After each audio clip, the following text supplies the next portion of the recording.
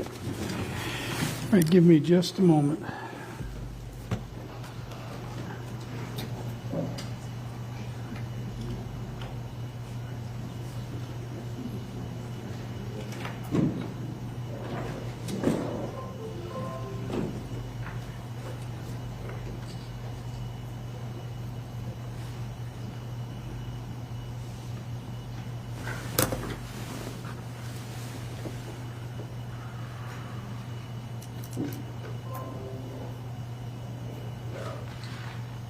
Mark, can you get Zoom set up while I'm getting started here?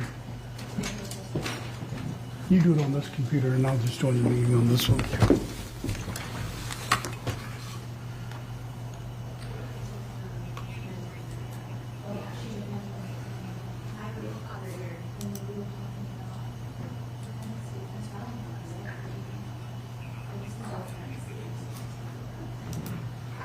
You're up on this one.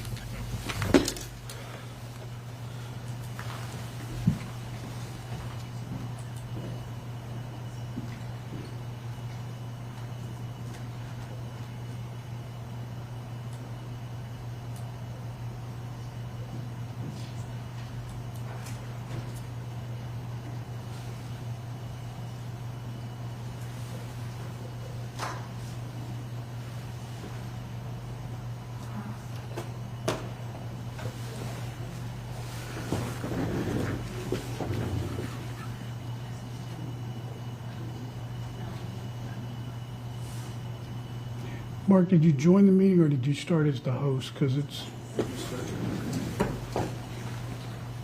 We started it as usual. I should be signing in on that one. This one? No, go to the Division B meeting down there, the recurring meeting to the left. To the left. Yeah, that one. Not the child, that one. All right, that should do it. I clicked on the wrong one. All right, that should. Yeah, you got them joining now. Okay. Is that one coming? Yeah, it looks like. Let me just get out and start again.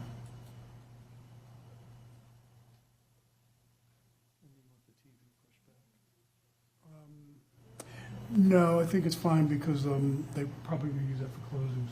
Okay.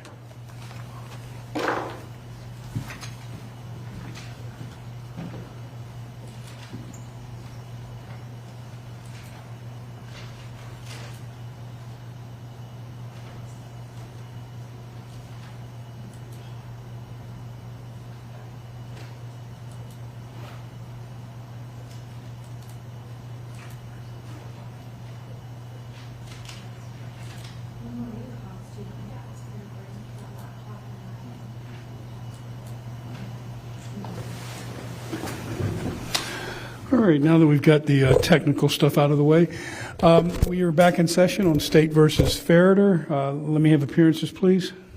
On behalf of the state, Brianna Colloquy. On behalf of the defense, Freedom Murad and Tom Lockett, and Ferriter is present. Okay, all sides ready to continue with the discussion that we started yesterday afternoon regarding the jury instructions. Yes, Your Honor, so I have made a final copy of the defense. It seems like we are on the same page. Everything, I took out the burden of proof for the defense. I kept it for the state. So here's the question I have after, and I read this very carefully and looked at it probably more than I should.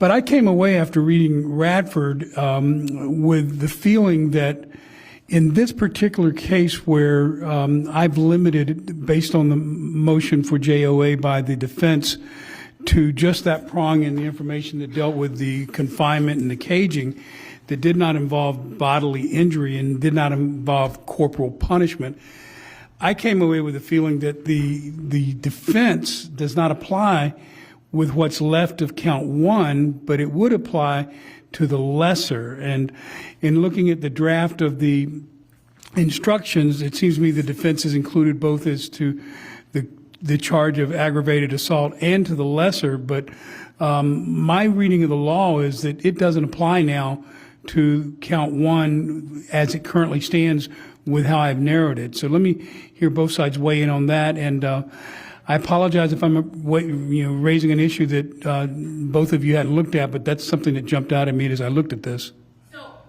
That did occur. Yes, I agree, Your Honor. That did occur to the state because there's no corporal punishment that's involved in count one anymore.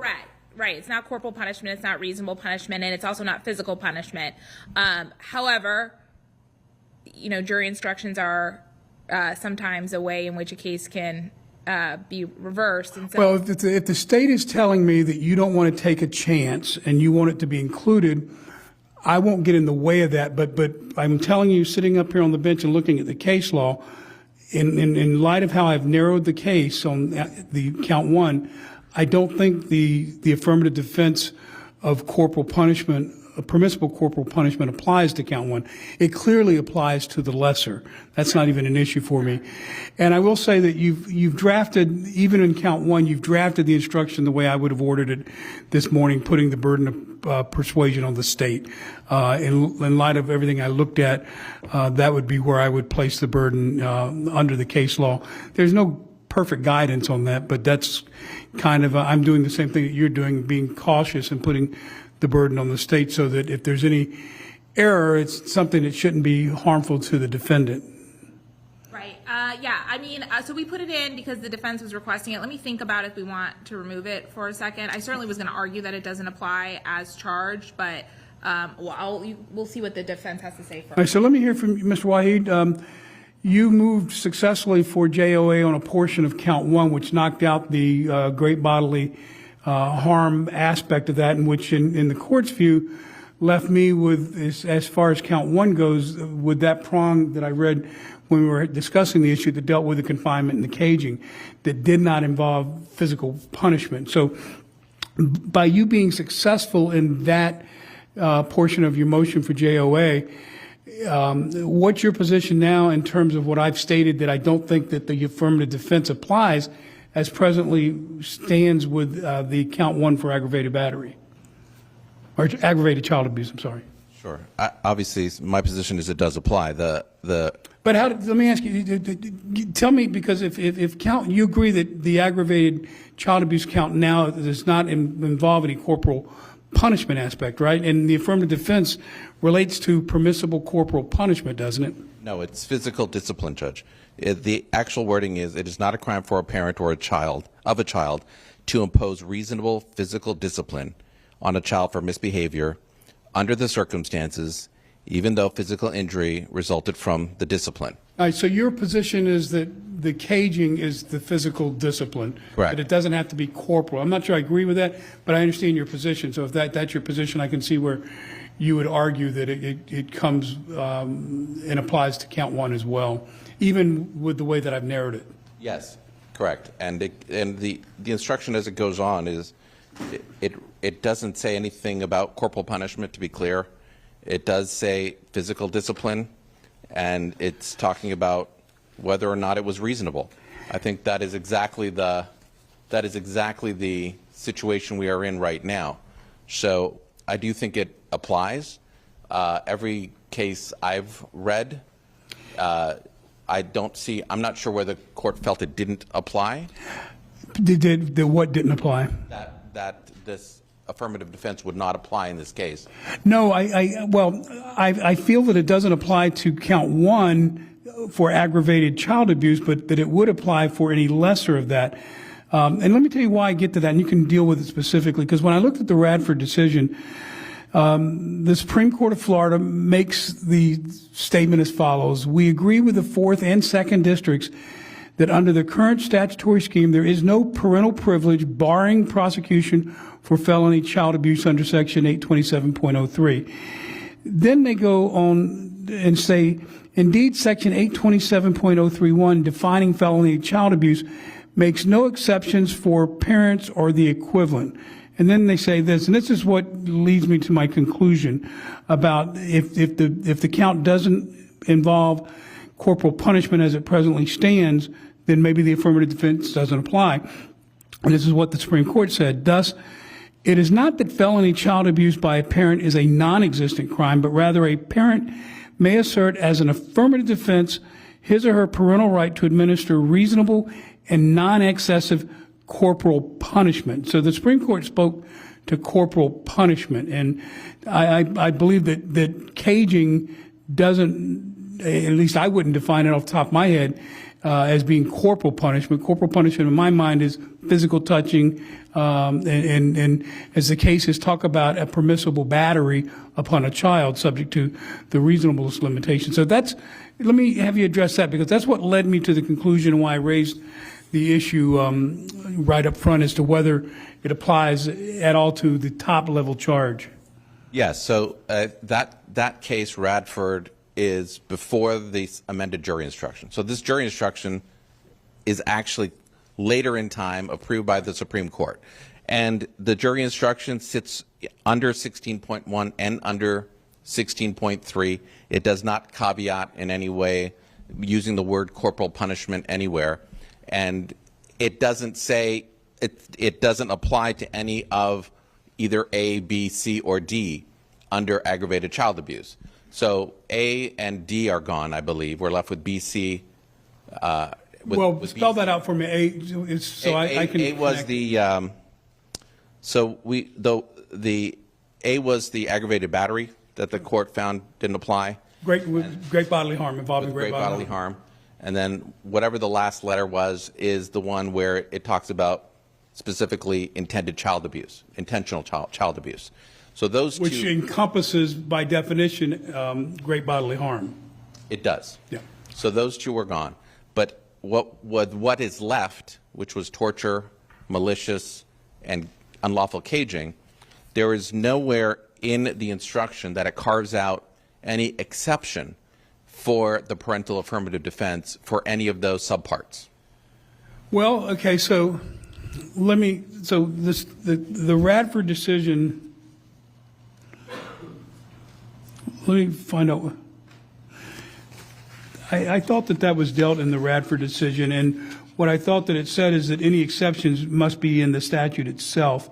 Let me see if I can find that for a moment.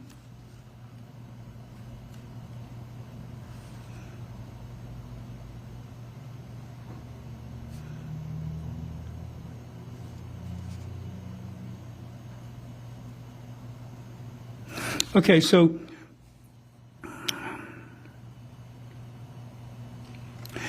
they adopt the language, I think, of the previous decision in Radford, where they were citing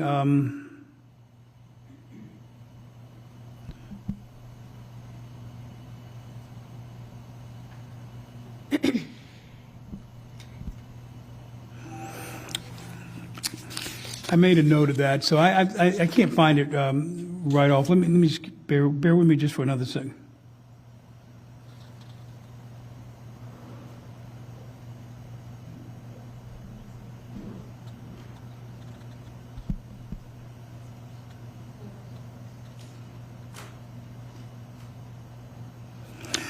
Okay, so the only other thing I would cite in the Radford decision is the Supreme Court's admonition toward the end, where it says, however, we conclude that this difficult task is principally a legislative function better left to the legislature.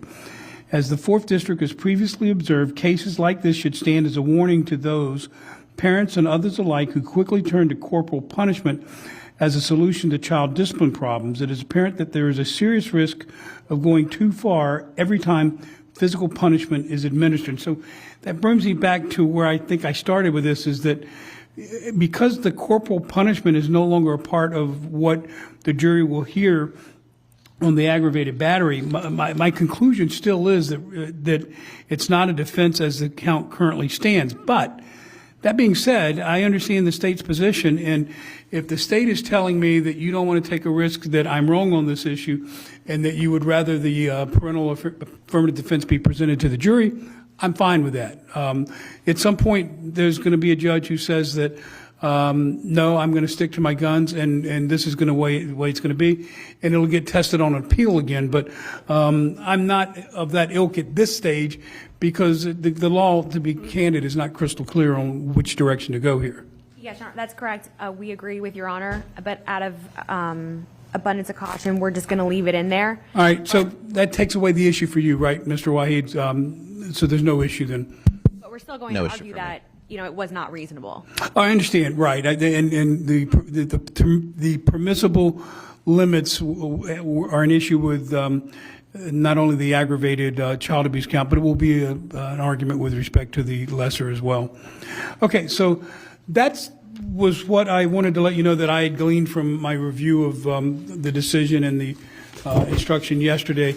I've looked at the instructions that were presented, and everything looks fine to me. Are there any issues that I need to address with respect to the currently presented draft of the instructions? The only thing was, I didn't know if defense wanted 3.9B, the defendant's statement.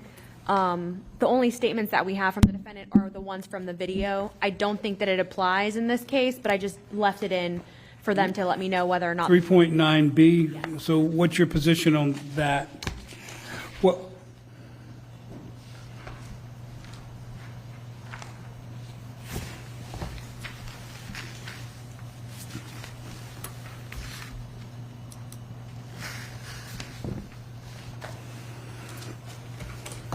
I don't think it applies, actually. I think that's when there's a statement usually to, Right, usually a statement made to an officer or something like that, or body cam. So 3.9B will come out. So just remove that from, and before we finalize this, we'll go back through each and every one to make sure we have the proper order. So 3.9 comes out. Any others that should be excluded, and then I'll go through the order in which I'll read the instructions to the jury once we reconvene. That was it, Your Honor. Okay, so let me go through the instructions. I'd like everyone to follow with me in the order that I'm going to read these. The jury will be provided with a copy of the instructions in the box, and they will be permitted to take the copy that we give them back to the jury room for deliberations. The only thing they will not be able to take back with them as part of the package is the verdict form. We only ever allow one verdict form to go back to the jury room. Okay, so the preliminary instructions, I will not read them again, but they will be part of the packet. 2.1. The same for 2.1A, note-taking, I will not read that again, but it will be part of the packet. And then introduction to final instructions is where I'll start with the. For the jury's copy, I did start at 3.1. That's fine, yeah, that's fine. So the 2.1 and 2.1A do not have to be a part or part of the jury copied package. Okay, so we'll start at 3.1 as far as what I'll read, then 3.2. So as we go through each one, let me hear yay or nay from both sides so I have on the record both sides' consent. All right, 3.1 everybody's good with, correct? yes, All right, 3.2, statement of the charge. Everybody's good with that one, right? Yes. yes, All right. Then we'll go into 16.1, which is the aggravated child abuse instruction. And I will just note for the record that this instruction, in my view, is drafted in the vein that it puts the burden on the state to prove against the affirmative defense beyond reasonable doubt. And Your Honor, I don't know if your copy had the mental injury, but I had spoken to defense. I took the mental injury out of it. I think that does need to come out because that's not part of what's left. So you're in agreement with that? I'm in agreement with that. All right, so the mental injury paragraph comes out. So after the maliciously paragraph, we will then move to the paragraph, it is not a crime. So that will, and then I'll ask that you print me one final set of the changes. Okay. All right, and then we'll go to 9.2, false imprisonment. Everybody good with that? Yes, All right. And then 16.6, neglect of a child. Everybody good with that? Yes. yes, All right, so that will then mean we move on to 3.4, where we talk about any lessers. And so the 3.4 instruction will advise the jury that the lesser for aggravated child abuse is child abuse. Everybody good with that? Yes. All right.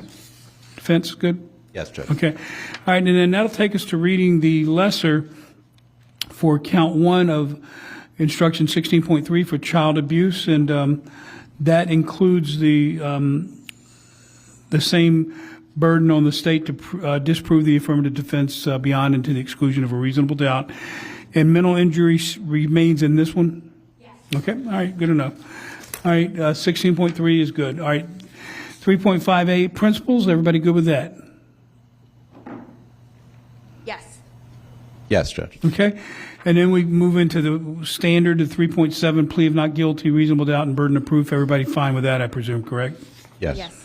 All right, and then weighing the evidence, the only issue I ever have with this is, do we need all of paragraphs 1 through 7? Have you, you've already pared this down somewhat, right? Yes, Your Honor. All right, are you good with 3.9, Ms. Wahid? Yes, Judge. All right, and state is good with this since you presented it. Okay?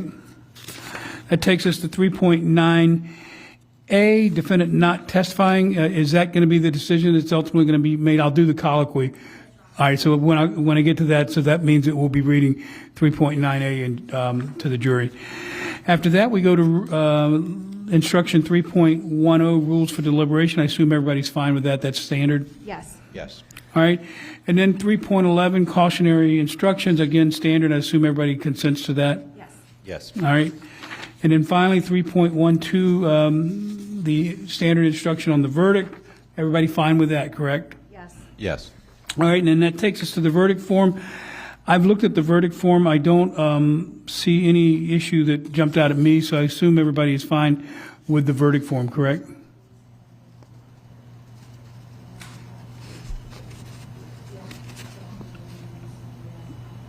Yeah. So, Judge, the only thing with the verdict form is I do think that there should be, underneath aggravated child abuse, we should have a slot for whether they find it's torturous or unlawfulcation. Yeah, under child abuse, we also have two, Why would that special finding need to be made? Is it for any purpose on sentencing or any other aspect? Because normally I would not do it unless there is a specific need for a specific finding that drives the sentencing decision to be made by the court.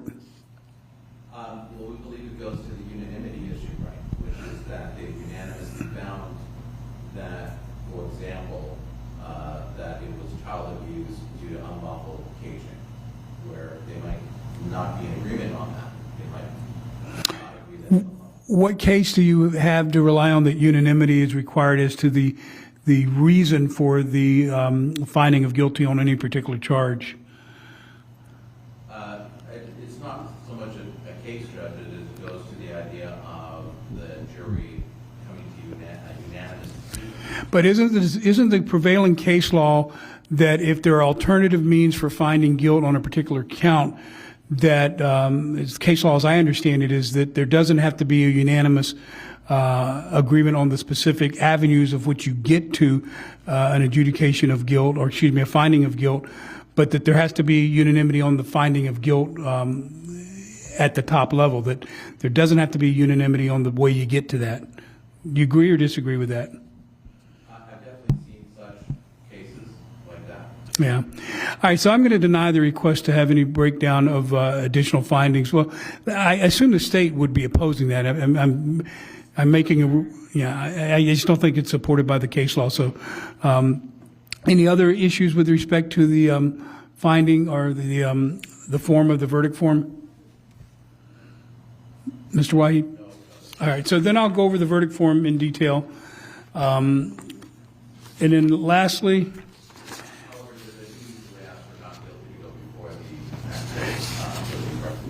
and I typically, in my court, the not guilty is the last one.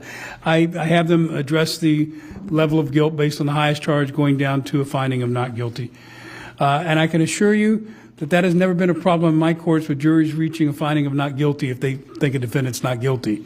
It happens all the time. So I think I'm fine with the order of the presentation of the consideration of the issues for the jury.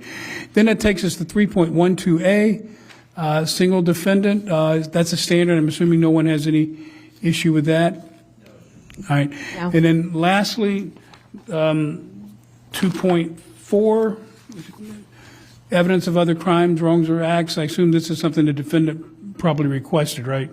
No. Yes. Yeah. It has to be read in the final instruction, Your Honor. All right. All right. Okay. So that's fine. And then we'll go into 2.7.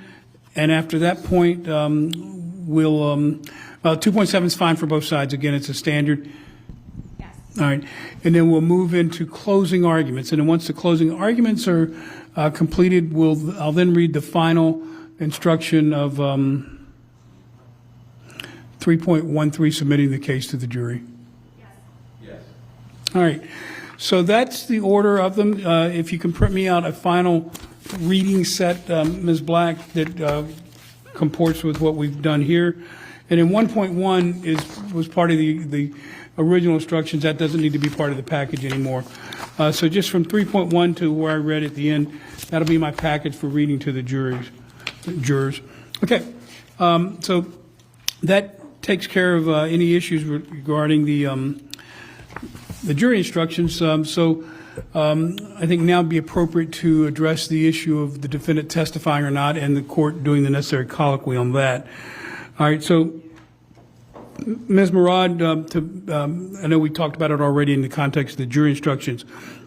This is a more formal addressing of that issue. Has your client made a decision in this case as to whether he will testify in his own behalf or not? He has made a decision, Your Honor. And what is that decision? He will not be testifying. Okay, so let's hand the mic to Mr. Ferriter. Mr. Ferriter, if you could start off by, you can be seated if you like, sir. Go ahead and raise your right hand. Do you swear to tell the truth, the whole truth, and nothing but the truth, so help you God? I do. All right, you can put your hand down, sir. Go ahead and state your name and date of birth, please. Tim Ferriter, 41775. All right, and you read, write, and understand English, sir? I do. And what's your highest level of education? College degree? All right, are you under the influence of any drugs, alcohol, or other medications this morning? I am not. Have you ever been treated for any mental or emotional condition? I have not. All right, and just to give you the context of why I'm conducting this colloquy, as you've heard, your attorneys advised me that you've made a decision whether to testify or not. And so, as I mentioned yesterday, I need to make sure that that decision is being made by you knowingly and intelligently, freely and voluntarily. So that's where these questions are intended to go to put me in a position where I can make a factual finding on those items. You understand all that, sir? I do. All right, and you're represented by your attorneys, Ms. Murad and Mr. Wahid, in this matter? Yes, sir. And are you satisfied with their services? I am. All right, and have they done everything that you've asked them to do regarding the presentation of your trial and consideration of whether for you to testify on your own behalf or not? They have. All right, and have you had a full opportunity to discuss with your attorneys the pros and the cons and the risk and the consequences of testifying versus not testifying in this matter? I have. All right, and have they fully advised you of all those risks and consequences as far as you're aware of? They have. And have they been able to answer all of your questions regarding the various pros and cons, risk and consequences of testifying or not? They have. All right. Has anybody, including your attorneys, made any promises, threats, or tried to force you into a decision this morning that would be against your will?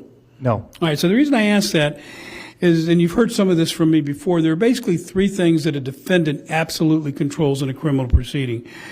And what I mean by that is, although you can receive the advice and counsel of your attorneys, ultimately I don't look to your attorneys to tell me what the decision is. I look to you to tell me what your decision is, because your decision is what governs. Those three things are: one, whether to plead guilty or not guilty; two, whether to go to trial or not go to trial; and three, whether once you are in trial, whether to testify in your own behalf or not. Obviously, you've already made and gone past two of those decision points, continuing with your plea of not guilty and also continuing with the decision to have a trial. So now we're at that precipice where I told you we would arrive at one day, once the trial were to begin, as to whether you should make a decision to testify on your own behalf or not. There are certain consequences that I do want you to be aware of if you were to testify on your own behalf. And one of those is that you will be subject to cross-examination by the defense. The only way the defense ever can have an opportunity to cross-examine you in this case is if you take that stand there and you subject yourself to direct examination by your attorneys. Then that opens you up to cross-examination by the state. You understand that? I do. All right. Another area is that do you have any felony convictions or misdemeanor convictions involving truth or dishonesty? They could also bring that out. Now, does the state have anything like that that it would potentially bring out against Mr. Ferriter if he were to testify? All right, so that's not a real worry. It's a worry for a lot of defendants that come before me, but it's not a worry in your case because you have no history. So the real risk is that you're opening up yourself to cross-examination by the state. Based on the colloquy that I've given you thus far, do you have any questions of the court about anything I've discussed or explained to you this morning? All right, after this colloquy, do you feel like you need to take any additional time to speak with your attorneys regarding the decision that I'm going to ask you to tell me in just a moment? No, thank you. All right, have you made a decision in this case whether to testify in your own behalf? I have. All right, and what is that decision, Mr. Ferriter? To not testify. All right. Based on the court's colloquy of Mr. Ferriter, sir, I find that you're making the decision knowingly and intelligently after having had the opportunity to receive the advice and counsel of your attorney. I also find that I've explained to you the potential risk and consequences of testifying in your own behalf on the stand, including the fact that you would subject yourself to cross-examination. Based on all that, I find that you're also entering into this decision with an appreciation of those risks and consequences, and that you understand the same, and that your decision is being made freely and voluntarily. So I accept your decision not to testify as having been knowingly and intelligently, freely and voluntarily made by you. So that concludes the colloquy on this matter. Sir, you may give your attorney back to Mike, and thank you, sir. All right. We are set to start back. Ms. Murad, you're standing. Anything I need to address? Oh, okay. All right. So we're set to start back with. So when we come back at 1 o'clock, the defense will rest, and at that point, I will begin the closing instructions. So we'll immediately move in to closing arguments in the same time limits and deadlines, and time warnings will apply as we put on the record yesterday. Anything else I need to address before we reconvene at 1 o'clock? No, just, are you going to instruct, or do we start right away? Do you instruct before or after? Before or after what? Closings. No. I instruct before because the attorneys, whether you're the state or the defense, spend a lot of time arguing the law in your closing. So I think it's most beneficial to have the jury be advised of what the law is before they hear your closing arguments. It's fine, just Yeah, wondering. that's been my normal practice. I assume everybody's in agreement with that, right? Yeah, this day has no issue. All right. Okay, well, that's the way we'll do it. Anything else I need to address? Yeah. Thank you for raising that so that we can address that now and not delay the proceedings any further. So go ahead, Mr. Wahid. So what I'll do is have you make the motion now and make your argument, but I still want you to make the motion on the record after you've rested, and I'll just say same ruling as made previously, if that's my ruling. Understood. Whatever I rule at sidebar or in open court now, that will be my ruling, and that'll be the ruling I'll adopt when you renew the motion. Understood. So go ahead. So first, we're going to renew all of our previous motions and objections that we've made throughout this trial, orally or in writing. And in terms of my second judgment of acquittal argument, it essentially is the same as the first judgment of acquittal argument. The difference at this point would be that the court's now heard from a few extra witnesses, and I think those witnesses, especially Dr. Rappa, give enough for us to make I think, an educated judgment that no reasonable juror could find against Mr. Ferriter. The essential element here that the jury is going to be deciding upon is the criminal intent. The actions are mostly in agreement by both parties. There's a few here and there. It is really a question of, was this being done for a purely torturous purpose, for a purpose of being simply malicious, or for a purpose of just for no reason, unlawfully, in other words, caging. And I do think that we heard from Dr. Rappa, who talked about the history of the child, the different diagnoses, the interaction of the child in terms of the behavior elements, and how that informed the parents in terms of what they then had to do in response to each of those moments. And while we've all been here for only a week, I'm sure it feels like a month, but for a week on this case, they've lived with it for somewhere in the range of somewhere between 8 and 10 years at least of his life. So from that perspective, their actions, and we heard it on the video admitted by the state, where Mr. Ferriter said that he was not giving up on this child, that what he was doing here was to try and right the ship, that kept conducting himself in a manner that was going to continue to get him in trouble. And this, while started when he was young, now he's 14 and it's still going on. You know, where is this going? So the actions taken, and that's the key part of the statute, the intent of those actions was not for a torturous, malicious, or unlawful purpose. It was for a justified, lawful parental purpose. And that's what I believe the jury instructions clearly say, and I think that's the decision upon which the court should grant the judgment of acquittal. All right, so let me ask a couple questions for you. Do you agree that the standard, again, is at this stage is that no reasonable jury could conclude that the defendant is guilty of aggravated child abuse? That has to be the standard that I look at. Yes. All right, so how do you deal with the fact that, and I acknowledge your representation of the testimony of Dr. Rappa with respect to the maliciousness aspect, but in order to get to where you want me to be, then I would have to totally ignore the testimony of Dr. Myers. And so my concern is I have conflicting expert opinions here that ultimately the law tells me I'm not the one to decide between those two. It's the jury, and that they have to decide because there is evidence that both sides have submitted on that issue. And it strikes me as just part and parcel of what the system is all about, that when you have disputed issues like this, the judge doesn't decide it, the judge lets the jury decide it. I think it's worth the court noting that the opinions on maliciousness by psychologists and psychiatrists are ultimately lay opinions. They're not in the DSM-5. These are opinions that these are their own opinions and observations, but this is not; those are not medical diagnoses. Yeah, and I don't know that I totally disagree with that position, but I don't know that it helps your position on the JOA, because then you have to look at the conduct, you have to look at the circumstances, and those are things that really fall into the penumbra of what a jury would look at in making its own determination. So I don't know that that helps you. I kind of agree with you to some extent that those may be closer to lay opinions than expert opinions, but they've been rendered in this case as expert opinions. But if the jury disregards the experts' opinions, as they are free to do, then they still have to look at the facts and circumstances and make their own conclusion and arrive at their own determination as to whether it was malicious. You agree with that basic precept?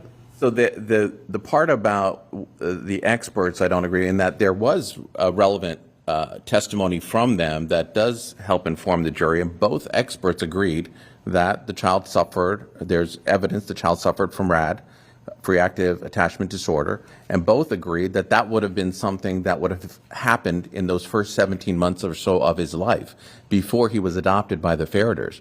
So regardless, both would agree that his behavior is very likely a result of the reactive attachment disorder, and that the reactive attachment disorder was present when he was adopted by the Ferriter. So they didn't create that. So it is a situation where they are now dealing with his conduct completely improperly, but they are dealing with it as they believe parents. But your own expert testified that the conduct, the response worsened the RAD, the reactive attachment disorder. 100%, but that isn't the question before the jury. The question is, was the intent to make it worse, or was that their attempt at parenting? Okay. All right. Thank you, Mr. Wahid. Anything else? No, Judge. All right. Who's going to argue for the state? Ms. Black? Yes, Your Honor. I would just make the same argument that you had made before on the first JOA. Based on the evidence that has come out, this case should be submitted to the jury, and they're the ones to make the decision as to whether he's guilty or not. Okay. All right. Court's going to deny the second motion for JOA, pretty much for the same reasons that I denied the first one, and that is that I think that enough factual circumstances and enough disputed testimony has been presented that the court cannot decide this is a matter of law, and that it will have to be decided on the facts and the law by the jury. So that's the court's ruling on that. So what I would ask, Mr. White, when you or Ms. Murad rest, you'll make your motion, stand up, and then I'll say the ruling on the record previously stated applies, and then we'll go into my reading of the closing instructions. Okay? All right, anything else that I need to address? All right. Seeing no responses, I'll give you folks about a 12-minute break. We'll start back up at 1 o'clock sharp. Mark, we have all the jurors here? Have all the jurors. Okay. I know we put some evidence in yesterday, and I'm just getting the date and timestamps on those. And then I got part of evidence 18, there were 3. Do we need to go over what has been accepted and received by the court just as a matter of caution for everybody? I mean, I'm happy to do that. Yes, and Your Honor, just for the record, I know we had some discussion about this defense's large exhibit. I did let the defense know that in addition to the sustained objections yesterday that Your Honor ruled upon, there was 2 additional videos that I objected to, and it's my understanding that they're going to modify the exhibit. It was that 18, Exhibit Yeah, 18? and replace that exhibit. And then by agreement, there were a couple dates that we wanted to put on the record. There was one date that the state wants to put on the record, and then a couple that the defense wants to put. Okay, so I have states exhibits 1 through 22 in evidence. I won't state whether they're over objection, without objection, or whatever, but 1 through 22. Does that, Madam Clerk? All right, so for the defense, and just make sure I'm correct here, Madam Clerk, I have exhibits 2, 4, 7, 15, 16, 17, and 18 in evidence.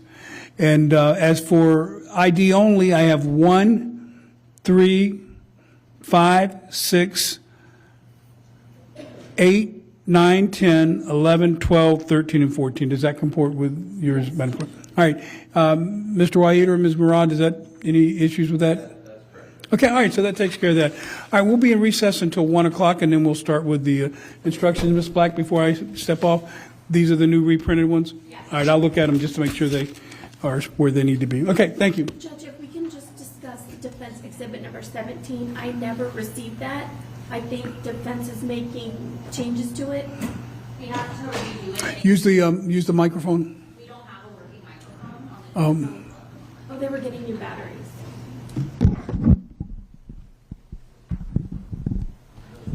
Judge, we, based on the state's objections, it was only over 4 videos. We agreed to remove them. Because it's a 14-hour video, it takes a minute to remove them and then re-render it. So we will submit that into evidence, but it might have to be after closings. Okay, all right. Fair enough. Does that answer your question, Dana? Yes, Your Honor. Okay, all right, court will be in recess until 1 o'clock.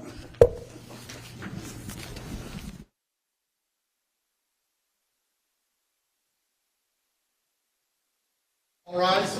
Court is back in session. The Honorable Judge Howard Coates presiding. All right, good afternoon, everyone. You may be seated. All right, court is back in session on State versus Ferriter. Let me have appearances, please. On behalf of the state, Brianna Coakley. Karen Black on behalf of the state. On behalf of the defense, Priya Murad with Coral Mohammed and Mr. Ferriter. All right, all sides ready to proceed.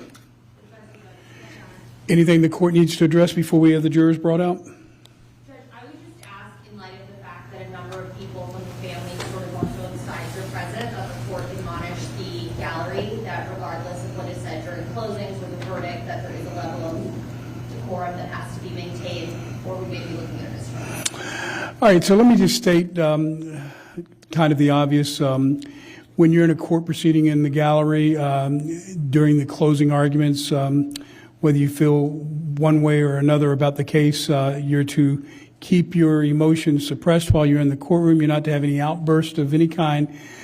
That especially goes for the closing arguments, because there may be things that are said that some of you will agree with, some of you will disagree with. It especially holds, though, with respect to the verdict. Once the verdict is read, everyone is to reserve their emotions as best you can. Any outbursts, if you feel like you need to have an outburst, you go outside the courtroom and scream, yell, do whatever you want, but not in the courtroom in the presence of the jury. We haven't had any issue with that during the 8 days now that this proceeding has been going on, so I don't anticipate that there will be any issues with it today. But in any event, you've been advised of the proper decorum in court, and I expect everyone to abide by that. Anything else I need to address before we bring the jurors out? All right, Mark, you may bring the jurors out.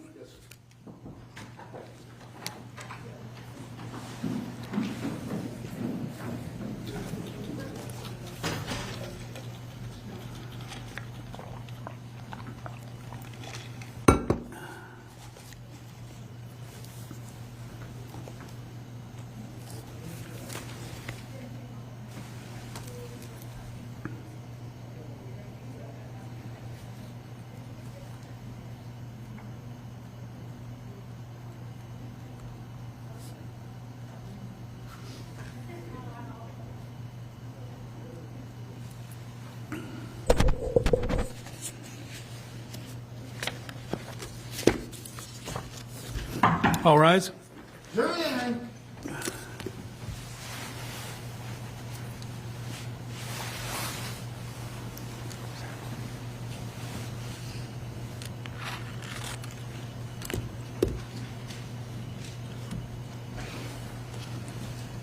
All right, everyone may be seated. All right, ladies and gentlemen of the jury, welcome back. I trust everyone had a good evening. As I advised you yesterday, the start time was later today, 1 o'clock for you folks. So that what that means is you will not be getting a lunch break. I'm presuming that you already had that before arriving. In any event, we are still in the defense portion of the case. After the defense portion of the case, we'll then be moving to closing arguments. At this point in time, does the defense have any further witnesses to call? No, Your Honor. At this time, the defense rests and renews any previous motions for judgment of acquittal on prior grounds. All right, court notes that the defendant has rested and renewed any previous motions filed with the court and heard by the court. At sidebar, the court's rulings with respect to all prior motions remains the same and as stated on sidebar in an open court. All right, so ladies and gentlemen, that concludes the state's and the defense portion of the case. So the evidentiary portion of this trial has been concluded. What that means for you is we will be moving into the closing arguments phase of the case. Each of you are having passed out to you what are called jury instructions. And these instructions I'm going to be reading to you in just a moment. They're the instructions on the law that you will use and need to resort to decide this case.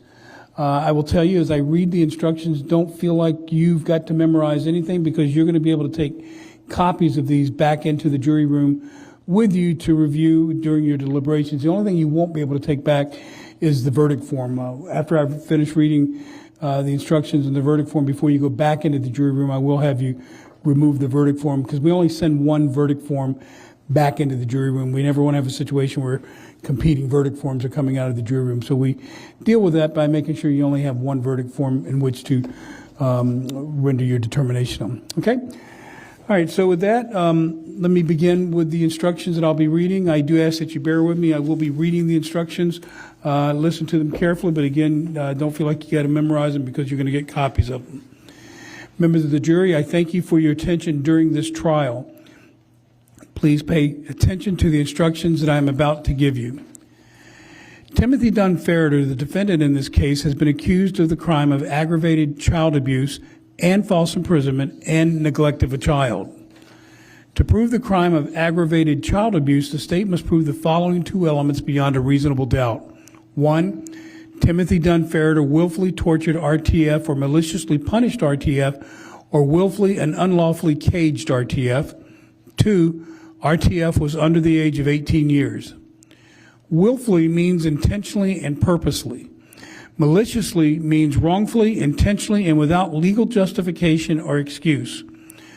Maliciousness may be established by circumstances from which one could conclude that a reasonable parent would not have engaged in the damaging acts toward the child for any valid reason, and that the primary purpose of the acts was to cause the victim unjustifiable pain or injury. It is not a crime for a parent of a child to impose reasonable physical discipline on a child for misbehavior under the circumstances, even though physical injury resulted from the discipline. If you find that the state proved beyond a reasonable doubt that the defendant was not a parent of RTF, or if you find that the defendant proved beyond a reasonable doubt that the defendant's physical discipline on RTF was not reasonable for misbehavior under the circumstances, you should find him guilty if all the elements of the charge have been proven beyond a reasonable doubt. To prove the crime of false imprisonment, the state must prove the following two elements beyond a reasonable doubt. 1, Timothy Dunn Ferriter forcefully, secretly, or by threat confined, imprisoned, or restrained RTF against his will. And 2, Timothy Dunn Ferriter had no lawful authority to do so. Secretly means the defendant intended to isolate or insulate RTF from meaningful contact or meaningful communication with the public. To prove the crime of neglect of a child, the state must prove the following three elements beyond a reasonable doubt. 1, Timothy Dunn Ferriter willfully or by culpable negligence failed or omitted to provide RTF with the care, supervision, and services necessary to maintain RTF's physical or mental health, or failed to make a reasonable effort to protect RTF from abuse, neglect, or exploitation by another person.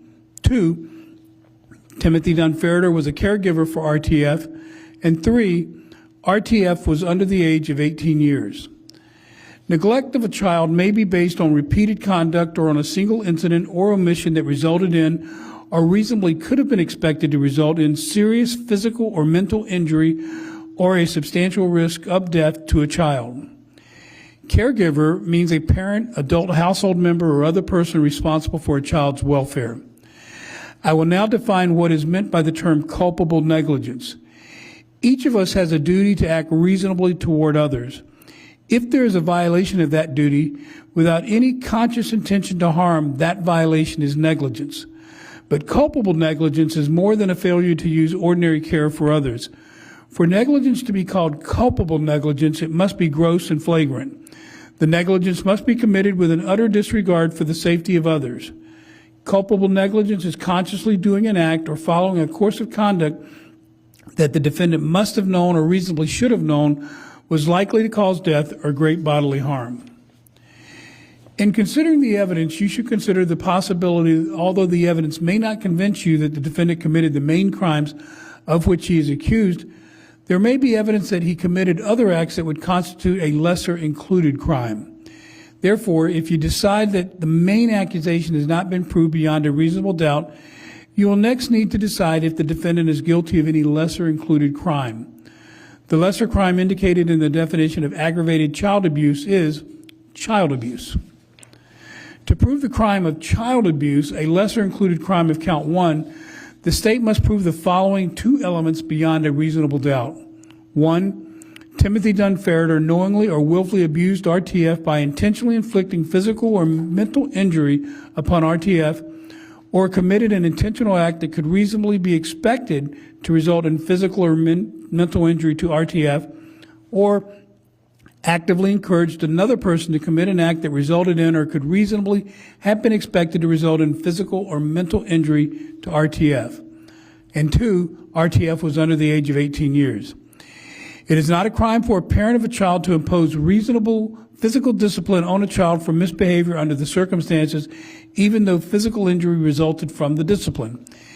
If you find that the state proved beyond a reasonable doubt that the defendant was not a parent of RTF, or if you find that the state proved beyond a reasonable doubt that the defendant's physical discipline on RTF was not reasonable for misbehavior under the circumstances, you should find him guilty if all the elements of the charge have been proven beyond a reasonable doubt. Willfully means intentionally and purposefully, and mental injury means an injury to the intellectual or psychological capacity of a child as evidenced by a discernible and substantial impairment in the ability to function within the normal range of performance and behavior as supported by expert testimony.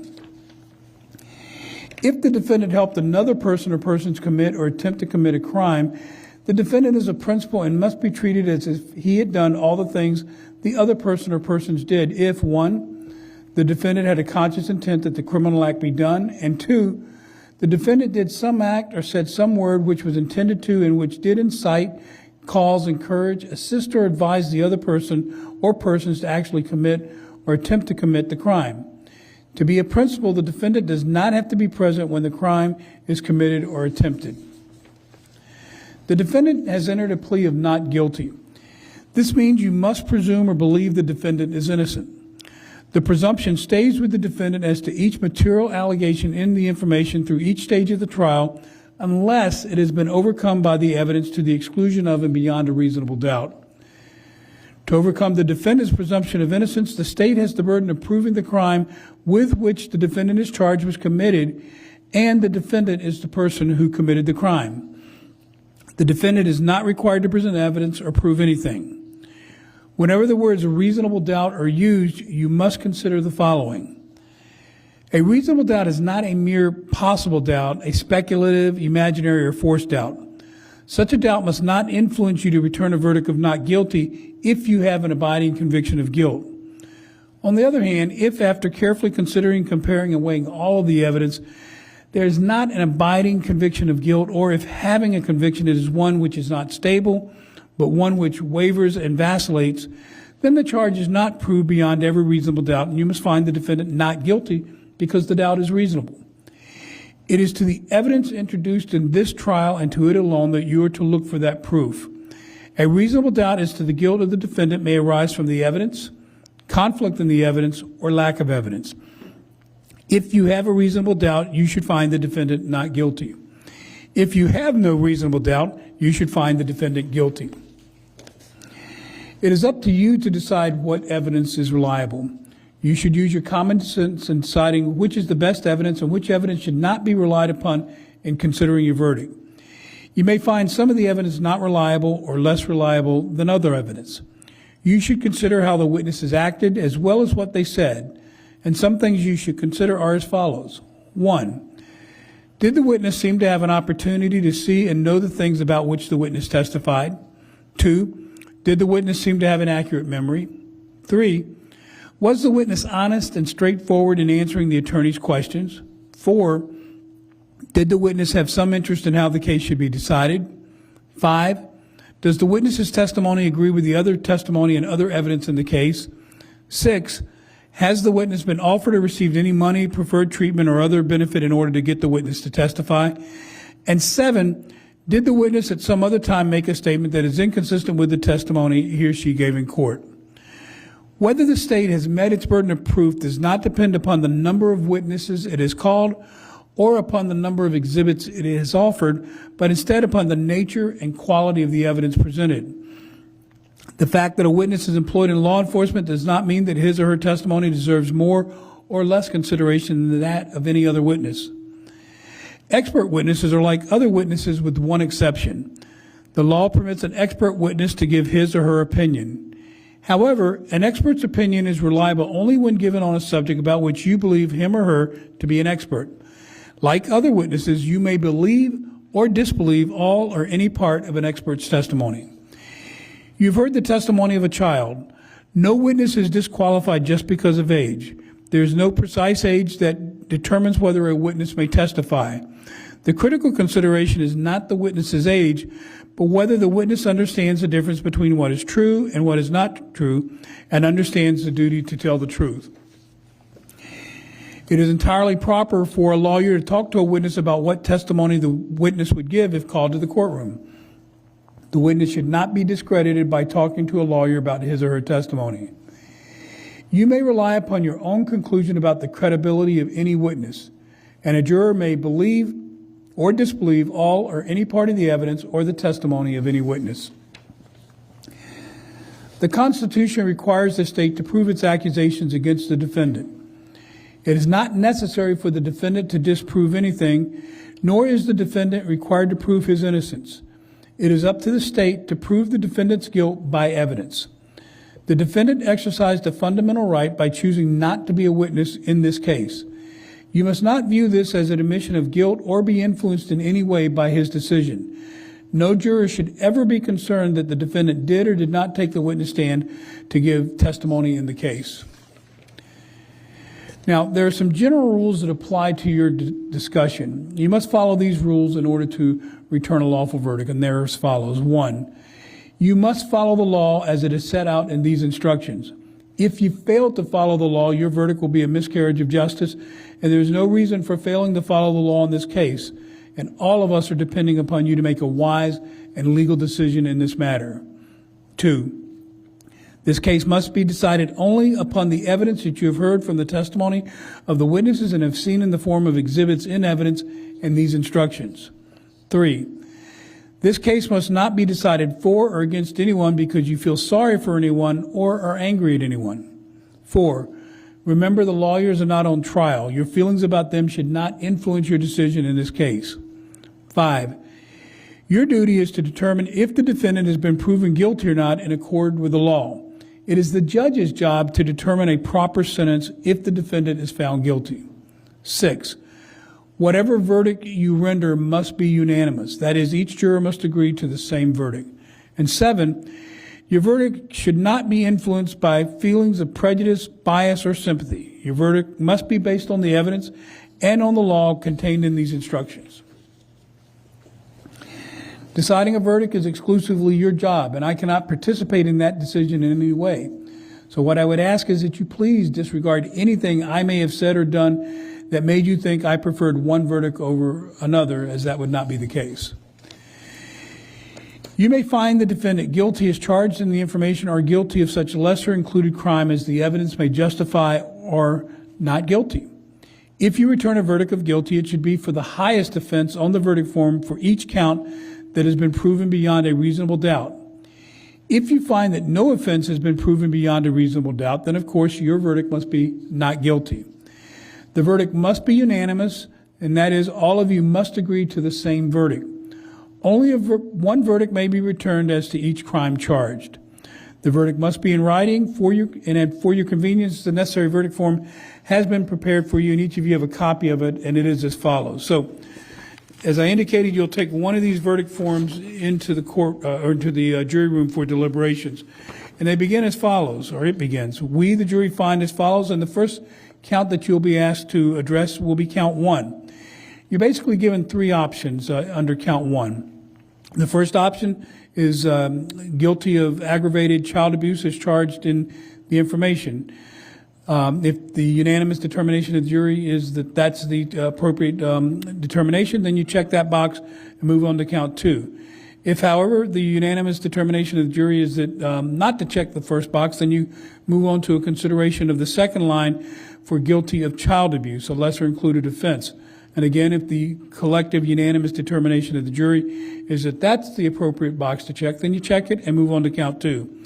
If not, then you will move to the third box for not guilty. And if, again, that is the collective unanimous determination of the jury, that would be the box that you would check. Once you've checked a box for count 1, you will then move to a consideration of count 2. In count 2, you have 2 options. 1 is guilty of false imprisonment as charged in the information, or 2, not guilty.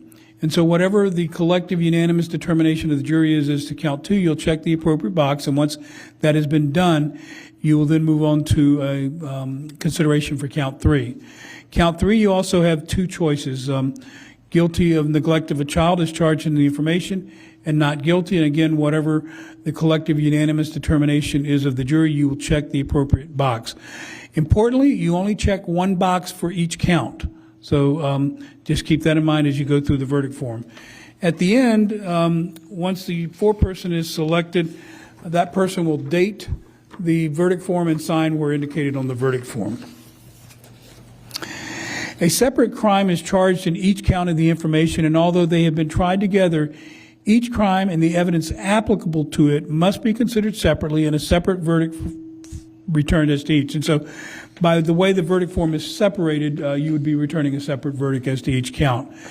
A finding of guilty or not guilty as to one crime must not affect your verdict as to the other crime charged. The evidence you receive from RF and FF concerning other crimes, wrongs, or acts allegedly committed by the defendant will be considered by you for the limited purpose of proving motive, opportunity, intent, preparation, plan, knowledge, identity, or the absence of mistake or accident, and you shall consider it only as it relates to those issues. However, the defendant is not on trial for a crime, wrong, or act that is not included in the information, and you cannot convict the defendant for an offense that he is not charged with. Instead, he can only be convicted of the crime for which he is charged. All right, so both the state and the defense have now rested their case. And before I get into the closing arguments, let me just make sure that up to this point in time, and I've asked this pretty much every day, has any member of the jury at this point been inadvertently exposed to any contact or exposure to any media, whether it's video, television, print media, or anything like that? Anybody been exposed? All right, so let the record reflect that no one has indicated any inadvertent exposure to any media coverage during the conduct of this trial. So that takes us to the last thing that I will need to tell you at this point, and that is that the attorneys... Can I come sidebar for a moment? You may.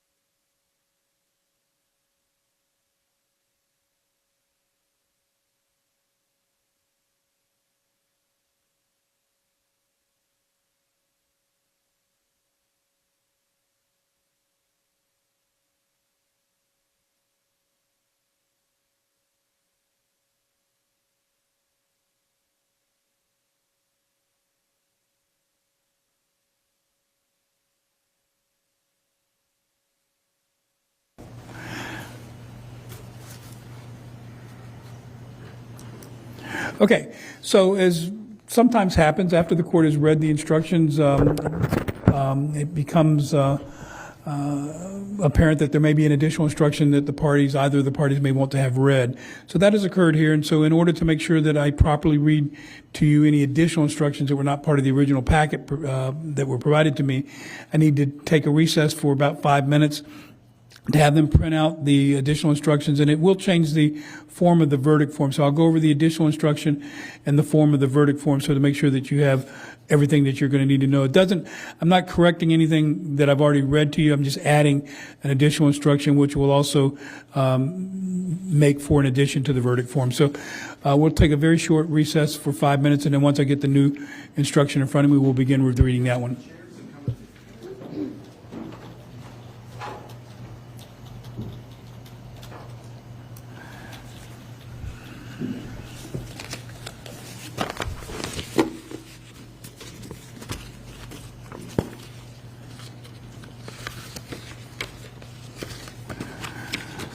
All right, everyone may be seated. So what I'm going to do in regard to addressing your request for an additional instruction, Mr. Waheed, I'm going to read when there are lesser included crime instructions. Let me get back to that one. Yeah, I'll read 3.4 again, and after I read that, you'll just need to include, what is the child neglect is the lesser to what? Child abuse? Culpable negligence is the lesser to child to neglect. So which is culpable negligence, so lesser? It's in the count one? Count three. Okay, so 3.4 needs to be changed to include that culpable negligence is a lesser to count three, so that I'll advise them of that. I'm not going to reread the lesser that I've already read. I will only read them the additional lesser dealing with culpable neglect as to count three, and then I'll go back over the verdict form, and they'll be provided with a new copy of the verdict form that I can at least explain to them. They can go back to that. All right, does that take care of everything? So just print those out to, can you open up Judge Rowe's office? They're going to print to that, so I have copies. Yes, sir. All right, court will be in recess for probably no longer than 5 or 10 minutes, but as soon as the forms are ready, we're going to reconvene to get things going. All right, I'll be in recess for a few minutes. Court's in a brief recess.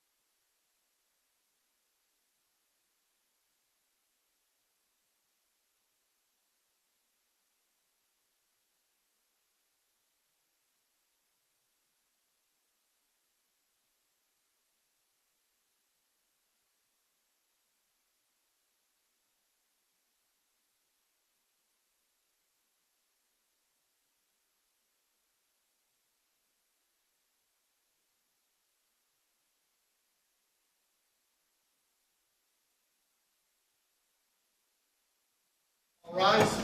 Court is back in session. The Honorable Judge Howard Coates presiding. All right, everyone may be seated.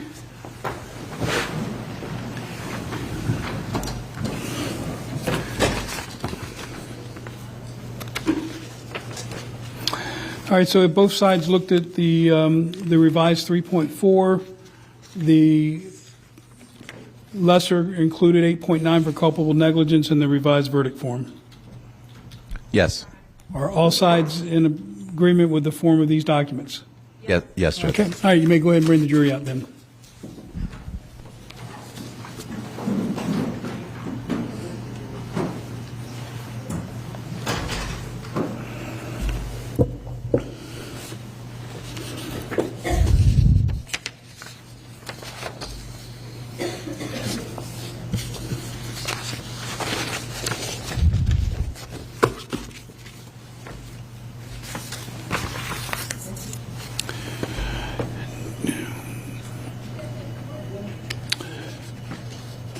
All right, so what I'm going to do is have them leave their jury instructions, and I want new sets printed for each of the jurors that go back.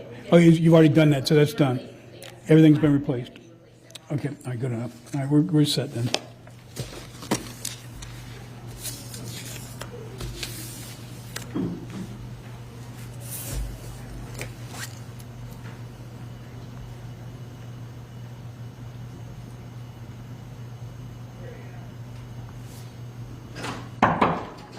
Jury entering. All rise.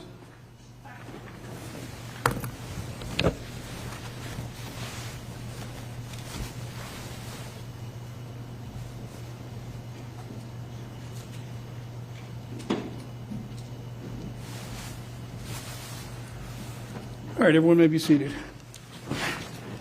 All right, so I'm going to ask each of the jurors to turn to the instruction for 3.4. That has been modified slightly to add an additional lesser included. And I'm only going to read the part that I did not read previously because it wasn't in the draft that I had. So bear with me as I read the edited version of 3.4.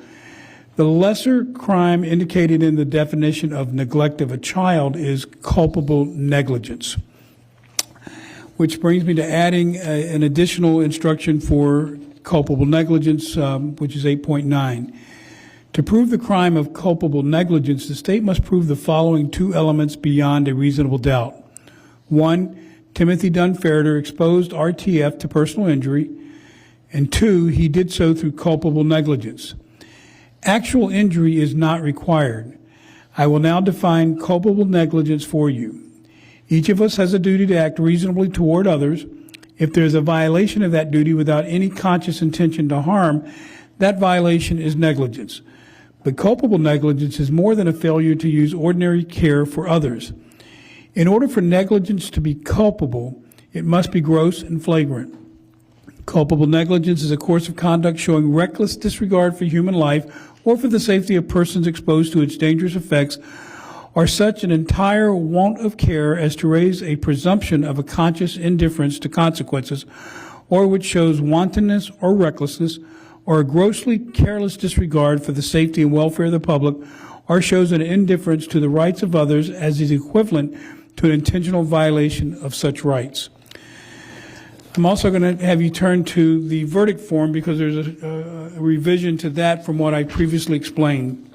Again, I'm only going to go over the portion of the verdict form that has been edited since I last explained it to you. So when you go to the verdict form, I ask you to go to the portion that deals with count 3. As you recall, the original had guilty of neglect of a child and not guilty. Well, there is a lesser included for count 3 that you will also need to consider if you, in your unanimous determination, determine that the defendant is, there's not enough evidence to provide for a determination of guilt as to the higher charge, you then will be asked to consider whether there's enough evidence for consideration of guilty of culpable negligence, which is a lesser included offense. And as before, if you find that there's not a basis in your collective determination to check either of the first two boxes, you'll then go to consideration of the third box for not guilty. And again, as with all of the counts, you're to check only the box that represents the appropriate collective unanimous determination of the jury, and only one box per count. Okay, so that concludes that.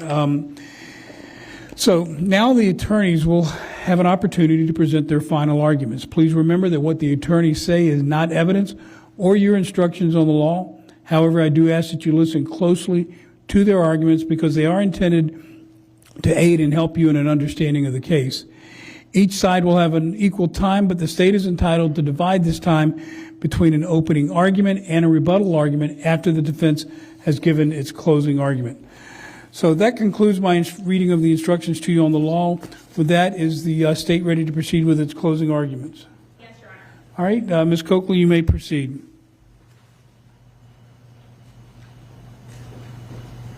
I want to start by thanking you all for your time and attention. I know this process has been a longer one than any of us estimated, and at times, a lot of the time, it can be tedious.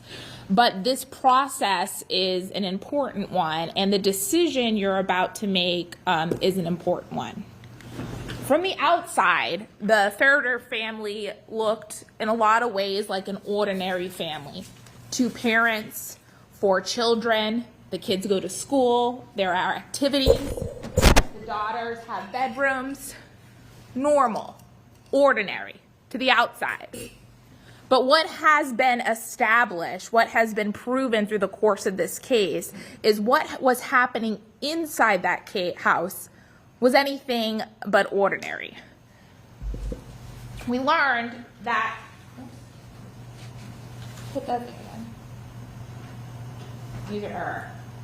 We learned that over the course of the time that was in Jupiter, Florida in December 2021 through January 2022, he was subjected to treatment by his parents, including his father, Timothy Ferriter, that was cruel, heinous, and malicious. That under or behind the facade of an ordinary family, there was the treatment and isolation, the systematic isolation and confinement of when he was 14 years old, in that room, in their garage. And that's why we're here today, because this treatment, this systemic way in which he was forced to live is a crime. Now I want to talk specifically about the law in the case, and you just got it from the judge, but I want to talk for a few moments about some of the specifics and explain it. You heard that your job, the rules for your deliberation in this case, your duty is to determine whether or not the defendant has been proven guilty or not. It is not your job to make a determination if he is found guilty, what, if anything, the punishment should be. That role is left to the judge. And so that means that everyone in this room has a very specific job. The state has a job, the defense has a job, and the judge has a job. And you, as a jury, are here to answer the specific question. Did the state prove its case beyond a reasonable doubt? And in answering that question, the law tells us that your verdict cannot be influenced by feelings of prejudice, bias, or sympathy. So if you're back there and you feel that, I feel bad for the victim, or I feel bad for the situation that the defendant is, that is not something that can influence your verdict. Now, in applying the verdict, there are three questions or three crimes at issue here. And I want to take a moment to kind of talk about each one of them. I'm going to go backwards, count 3, and then count 2, and then count 1. So count 3 in this case is child neglect. And basically, there are 3 elements that the state has to prove beyond a reasonable doubt. Elements 2 and 3 are not really in dispute in this case. The child in this case was under the age of 18 years old. He was a child. You heard that during the time period that's at issue here, he was 14 years old. And the defendant was his father. And in Florida, a person that is a father is a caregiver. So 2 and 3 are not really at issue. Now, to prove element 1, we have to show that he willfully or by culpable negligence failed or omitted to provide the care, supervision, and services necessary to maintain his physical and mental health. And we're going to go in detail, again, as we've done throughout the entirety of this case, about what the evidence, about how it proves that there was neglect. But you heard and also from the expert witnesses in this case that they did not try to address any existing mental health issues from at least 2019 was the last time any of those were addressed by a professional. And instead, what they did was systematically isolate him and provide no treatment and have him live in a way that the experts told you would be neglectful and detrimental and abusive to any child. Now, count 2 is false imprisonment. And to prove that, we have to show that the defendant forcibly, secretly, or by threat confined or restrained RF against his will. And so, confined, imprisoned, or restrained. Here we have direct evidence of that. You can hear over and over and over again, and we went through every single day that we have on video. In the room and lock the door. The second element is that he had no lawful authority to do so. There is no lawful authority. There is no right in order to confine a child like this. That's talking about like if you're a police officer. Did you have the lawful authority to arrest someone and put them in jail? That would mean we wouldn't be able to prove that. But the defendant in this case has no lawful authority to do that in the manner that he did. And we have to prove that it was against his will, and we had his direct testimony as to that.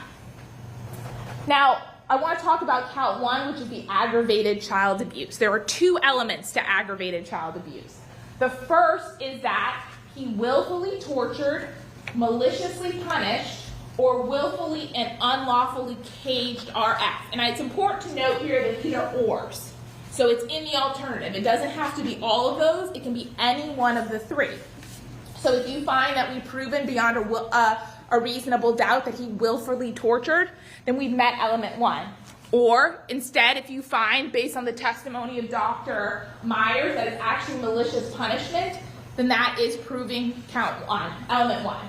Or if you find that based on the circumstances and where he was kept, locked in that room day after day, that's willfully and intentionally caging, that's enough. And then we have to prove that he was under the age of 18, which there isn't much dispute here because he was 14. Now, the courts or the law gives us a definition of what malicious means, and that applies to one of those alternatives, which is malicious punishment. And that means that he wrongfully, intentionally, and without legal justification or excuse, it may be established by the circumstances. So in jury selection and opening statement, there was a lot of discussion about how do you know someone's intent. The law is that you can look to the circumstances. You can make reasonable inferences from the evidence. And it's from the circumstances from which one can conclude that a reasonable parent would not have engaged in these damaging acts towards a child for any valid reason, and that the primary purpose of the acts was to cause unjustifiable pain or injury. Now, you also got an instruction as to reasonable punishment. And in Florida, you can find the defendant guilty if you prove that we have proven beyond a reasonable doubt that the defendant was not a parent, which is not the case here, or if we've proven that the defendant's physical discipline of RF was not reasonable for misbehavior under the circumstances, not reasonable. If you find that it was not reasonable, you have to find him guilty. So I want to talk for a second about how this instruction applies to aggravated child abuse. This instruction is talking about corporal punishment, right? And we talked in jury selection about spanking a child or not spanking a child. There are circumstances in Florida where it is permissible to use corporal punishment against a child, but that has to be reasonable corporal punishment. So an example would be spanking a child. Overruled. Right? And so when we're evaluating whether or not this applies, about whether or not something meets the definition of reasonable corporal punishment, we look, 1, is it reasonable? And 2, is it actually corporal physical punishment, which is not the case here. Here we have intentional caging of a child, which is not corporal punishment under the circumstances. Now, you also got an instruction about lesser included crimes. And so the law is that sometimes there are crimes and then there's a lesser included crime under it. And when evaluating a lesser included crime, you start at the top. And you make a determination first, did we prove the top crime? In that case, it would be aggravated child abuse. If you found that we have proven that crime beyond a reasonable doubt, you don't need to go and look at the lesser included offenses. The same is true for child neglect, and the lesser included crime is culpable negligence. I want to talk about kind of what the lesser is really quickly on each one. The lesser included crime is child neglect, is culpable negligence. For that, you just have to find that the defendant exposed RF to personal injury, and he did so through culpable negligence. The reason why this isn't really appropriate is it's subsumed in child neglect, and this doesn't take into consideration the fact that there's a parent-child relationship here, and that the person that the action is toward is a child. This could be any adult action towards another adult. Now, as for child abuse, which is the lesser of aggravated child abuse, there has to be an intentional infliction of mental injury, or that the person committed an intentional act that could reasonably be expected to result in mental injury. So again, when we're talking about intent, how does the state prove intent? You don't have to prove, or we don't have to prove, the thoughts in someone's head. That would be impossible. But we have to prove that there was an intentional act. So this defendant made actions with intention, meaning it's not an accident. He didn't accidentally build the room in his garage. He didn't accidentally lock his child in day after day. He didn't accidentally make it so he didn't have a bathroom. That's what the types of intent mean under the law. Don't make me do it. Well, only when you move away from the mic. The whole time. That's why I said give her the mic. So, and that is what the instruction of child abuse means. So, what you have heard from the judge and what is clear is what is not an element of a crime. What is not something that we have to prove in order for you to find the defendant guilty. We do not have to prove that every minute of the day the defendant abused his son. We do not have to prove that he was subjected to that abuse at every second of the day. It can be still child abuse when there are times where you are kind and treat your child appropriately, and then other times abuse the child, which is what is happening here. We do not have to prove to you that his confinement was 24/7. There's been a lot of discussion about, well, there were times where he was let out. Absolutely. The state agrees. His sister agrees. That has always been what they have said, what they have discussed about what happened to him. It's not every moment of the day. There are lots of times where they look like an ordinary family. It's what happens behind the closed doors, which is why we're here.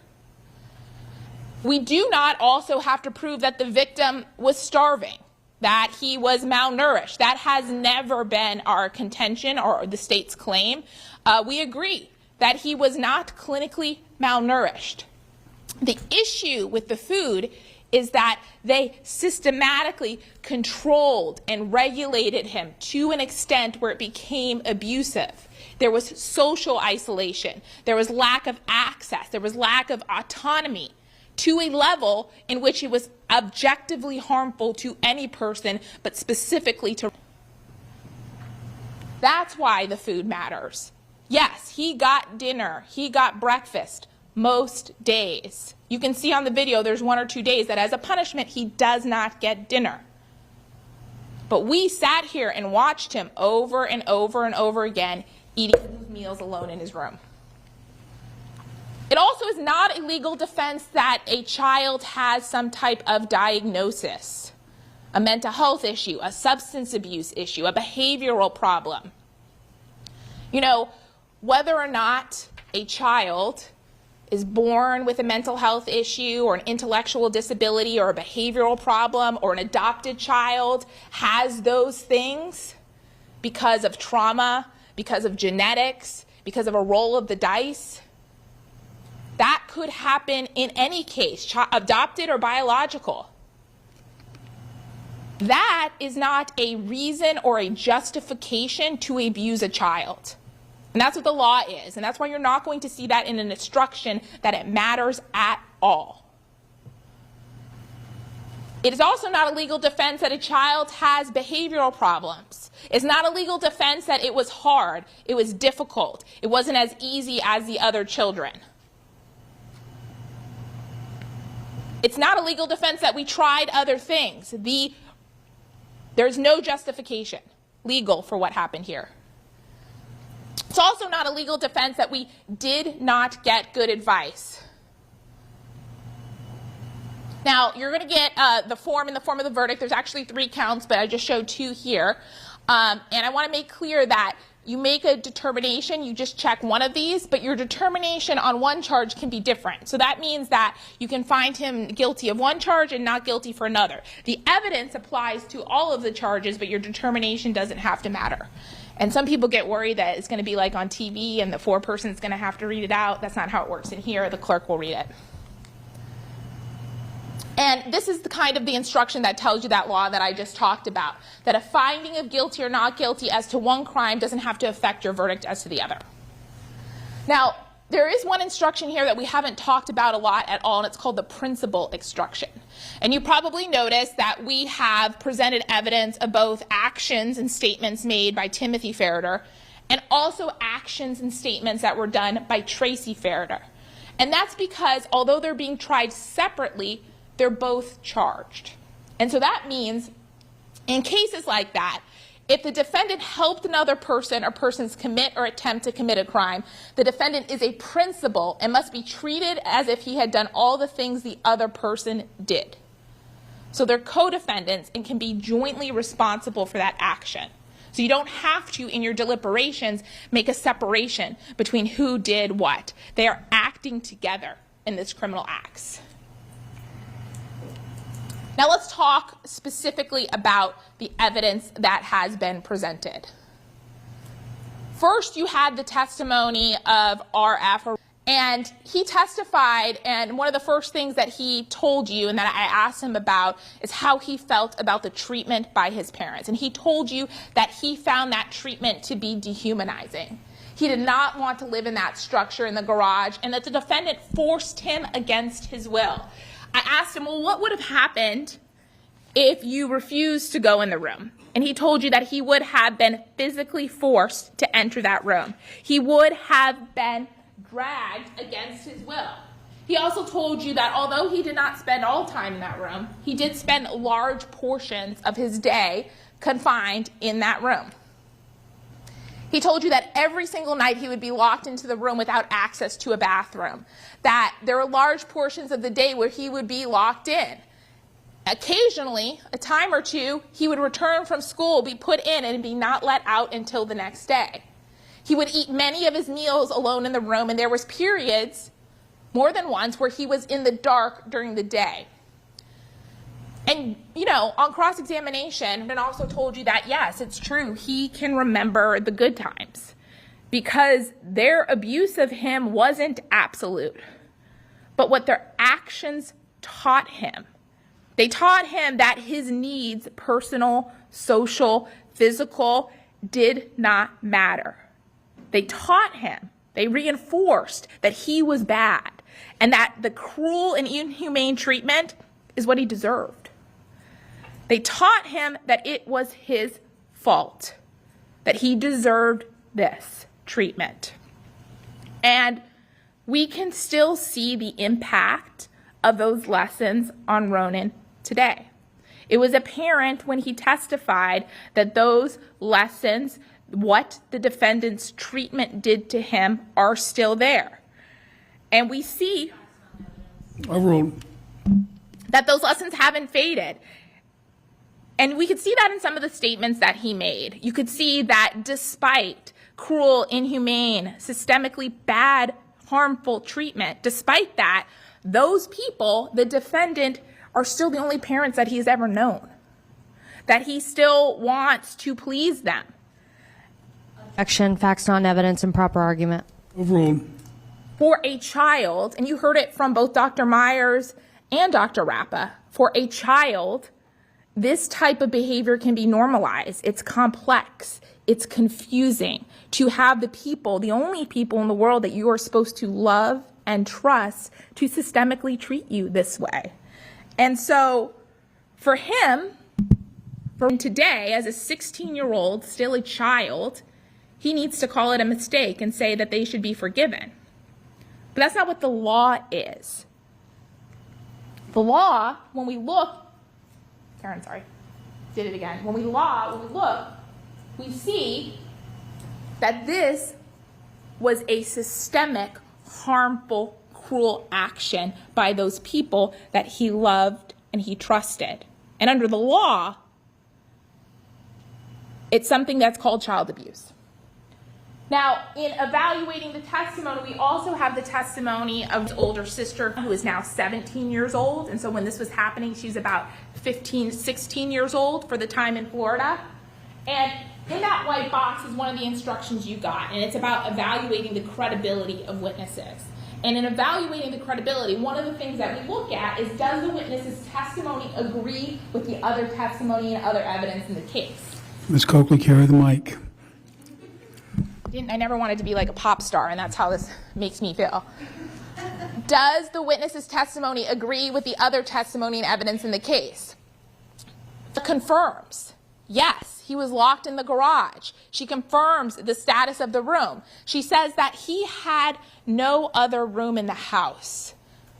She also says that the defendant is confined to that room for large portions of time in Florida, and that he is punished differently than his sister for the same action. She tells us that she was allowed to go to the bathroom. She had a room. She had access, and so did her sister and even the baby. She tells us that at no point did she ever feel that there was any need for her to be protected from her brother, that she was never in fear for him, and that he never physically harmed her. There's one incident she can tell us about where he stole from her in Arizona. The defendant's actions towards the victim were normalized in the family. And I know that was really hard to hear because we did her through closed circuit. But as the judge told you, if it would help in your deliberations, you can re-listen to her testimony, and you can listen to the audio not from this courtroom, but from the courtroom we were actually in. But there, at the end, on that second day, we talked about, did it just, because this treatment was happening so often, did it become normal? And she said it was. And she said that at the time, I didn't have a name for what was happening to him, but I do now. And it was abuse. And then we have the testimony of Dr. Myers, who's an expert witness, a child psychiatrist who is still actively treating patients and a professor at Brown University. And he told us that based on his review, that the defendant's actions were malicious, cruel, and sadistic, that they constitute torture, that there was no legitimate justification for this ever, and the only reason that you do this is to harm someone. He told us that that treatment resulted in psychological harm. He told us that it was emotional deprivation, psychological deprivation, and a physical deprivation.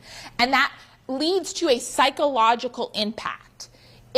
In those cases, it leads to a child that is withdrawn, isolated, depressed. It can lead to suicidal ideation. It can cause existing behaviors to deteriorate. So if you take a child that maybe has some pre-existing trauma, that has behavioral issues, it absolutely under no circumstances will correct or treat any of them. It will only make it worse. He told us that it will stunt psychological and intellectual growth of a child. He told us, and we just had a lot of discussions about reactive attachment disorder and whether or not that is appropriate here. He told us that there are indications that there may be an attachment issue, but that the defendant's actions would increase and exacerbate any attachment issues. That this is the worst thing that you can do for a child for attachment issues. He also talked about post-traumatic stress disorder and told us that the defendant's treatment alone is a traumatic event that can be a precursor to post-traumatic stress disorder. And that's what he thinks is happening in this case, because he agrees that there is PTSD apparent here. He told us that even if they're not the original cause, they're not the chicken, they're not the egg, that it would make any symptoms worse. And there's been a lot of discussion about diagnoses and what it is and what caused it. I want to be clear. That does not matter what diagnosis there is or is appropriate or correct. It is not a legal defense. If a child has reactive attachment disorder, it doesn't mean you get to treat them however you want. What matters here is that there is an indication that the child may have been medically vulnerable because of past trauma, and instead of doing anything productive to assist that child, they did the worst possible thing you could do. Now, beyond the direct testimony, the photographs in this case, we have hours of ring camera because the defendant recorded every single moment in that room. And like we said, it's not a continuous stream, it's 1-minute videos related to action. But we have hours of the treatment, of the confinement to prove, to corroborate what said, that he was in there alone.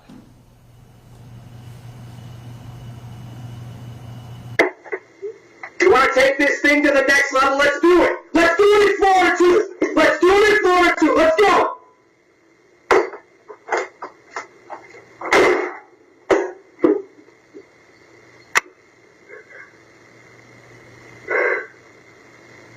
And so you don't have to take his word for it, that the treatment was extreme, that it was dehumanizing. We have the direct evidence of his actions. This is not a concerned father trying to make a reasonable correction to a behavioral issue. This is a man that is angry. This is a man that has actual malice, that has physical aggression and anger, because we see him put his hands on him, throw him on the bed, put his hands on his neck, scream on him, and then turn out the lights. And so his son is in an 8x8 box. The area that you're sitting in is bigger than that. Oh, Sustain. you can use your common sense for how big 8 feet is. Alone. And remember, we're looking through a camera that is has some night vision capabilities. Overruled. Told us what it's like to be in there, that when the lights are off, there is no ambient light. There is no window, that he's sitting in the pitch dark. So let's talk about the application of the evidence to the law. Aggravated child abuse. Malicious means wrongfully, intentionally, and without legal justification. What's in establishing or evaluating what is reasonable punishment? Is it corporal punishment? Things that are generally accepted as being a corporal punishment. A strike on the hand. Hitting a child on the back of their behind in a direct response as a punishment. Reasonable corporal punishment. Reasonable punishment does not subject a child to a risk of harm, and it does not cause actual harm, like the case here. It is not humiliating, dehumanizing, and cruel. It is proportional, and it is limited in duration. So let's talk about the duration here. Continuous. This is ongoing, and I think that's an important delineation here, right? This is not a proportional reaction to a behavior, like a discipline or a punishment. He has no other room in the house. There is no other place for him. Every other space is taken up. The parents have a room. Each of his daughters have a room. Has the office. So there is no situation where he conforms his behavior to whatever standards the defendant wants, and then he is out of the structure in the garage. This is his life. Continuous. Even in the best case scenario. But we know that it was more insidious than that, because we look at the duration. January 6th, he goes in at 8:10 p.m. That's when they lock up the door for the final time. No more bathroom, no more glasses of water, certainly no snacks. The door's not open until 7:10 in the morning. He's in there for 11 hours overnight. January 8th, he goes in at 9:39 p.m. January 9th, the door is not open again until 8:35 in the morning, 11 hours. January 9th, 8:36 to 7:39. January 10th, 8:36 p.m. until 8:25 a.m., 12 hours. No bathroom, not a drink, not a chance of getting a snack. No way to escape if there is an emergency or a fire. Locked, deadbolted inside. When we look at January 13th, 4:49 p.m. to 6:18 in the morning, 13 hours on a regular basis. And the exhibit that the state showed you, all of the ring videos are in from that entire time period, but then we showed you hours of videos that showed every event. So him going in, and then when they come in again, he gets out. So those are the major blocks, the major events. When they come in, they go in, they out. And those are the numbers that we're talking about. When we look at the total in a day, okay, fine, not just overnight. How much of a 24-hour day is he in the room? On January 10th, he goes to the bathroom between 7:39 and 7:45 a.m., or 7:43, so that's when he's let out. He leaves the room at 9:05. He told us he got left around 9 to go to school. And then he returns to the room at 4:59, so after school. And then he leaves the room to go to the bathroom at 5:56 to 6:18 p.m., and then he's in for the rest of the night. So the total, if we go 12 a.m. to 12 p.m., is 14 hours and 22 minutes of a 24-hour day, and he went to school. Huge portions of this child's life are alone in this room. On January 13th, same thing. He goes out for 2 minutes to go to the bathroom at 7 o'clock in the morning, almost 8. He leaves the room to go to school at 9 o'clock. Back in the room at 4:49. He gets dinner at 7:02 and lights off at 7:26. He's in there for 16 hours. If we're going from 12 a.m. to 12 p.m., and he went to school. January 20th, same thing, 6:43 to 6:45, leaves the room at 9, back in at 4:45, this time without the lights on. Dinner at 7 p.m. Now, was this every single day? No, because as we look at January 23rd, he gets unlocked, he gets released from the cell his father made for him at 9:07 a.m., and he's not back until 7:10 a.m. So yeah, he's out for most of the day this one day. That doesn't change this, though, the psychological impact. And when we look at the proportionality, it's important to remember that the time frame that we are talking about is the crimes that occurred in Florida. And that is from December 2021 until January of 2022. You can see the things that he is getting in trouble for on that video. He's getting in trouble for stealing candy on that very first night. You stole chocolate from us, his mom says. Having an iPod in his room. Having a bad attitude. Lying. He tells a story about having a mock trial, and that wasn't true. Dr. Myers told us that kids subjected to this type of condition can have a fantasy life because they have nothing else going on, and so they have to have like a myth of themselves. Those are the things in Florida that he is being subjected to this type of treatment for. And I want to talk a little bit about intent, because there was a lot of discussion from the defense about intent. How do we determine someone's intent? For aggravated child abuse, it has to be that they maliciously punished, willfully tortured, or willfully caged. Those are intentional actions. We have to prove that the actions that they took were intentional. That he intentionally and purposely put him in that room, in that structure. Objection, misstatement of the law. Overruled. That it wasn't an accident. That's the intent. That he willfully tortured. That he maliciously punished.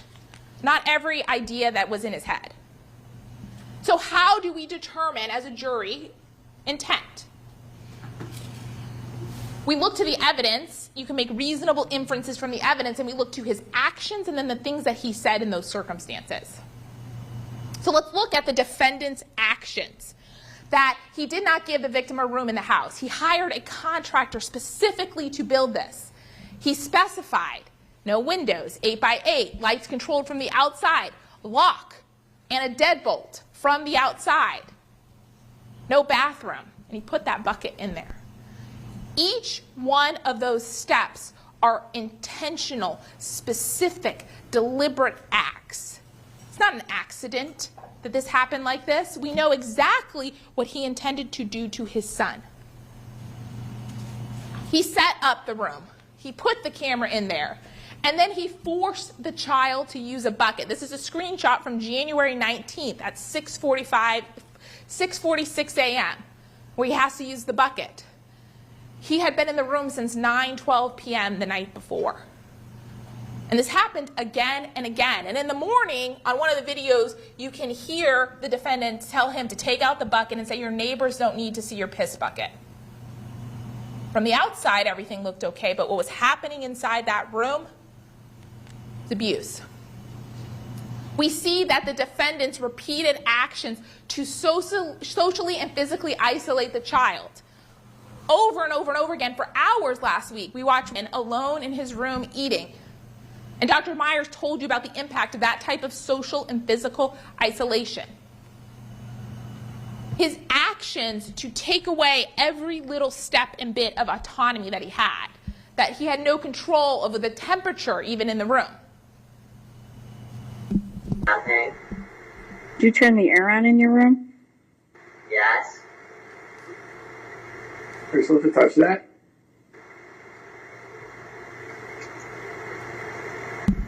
Did you hear Baba? Yes. Did you hear his question? No.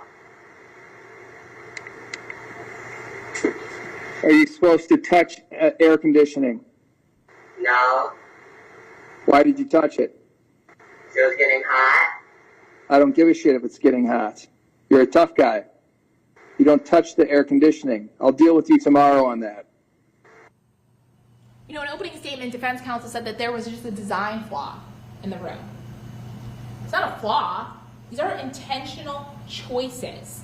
This is what he wanted to happen. This is what the environment that he intentionally subjected his son to. An environment that no reasonable person would think was appropriate or acceptable.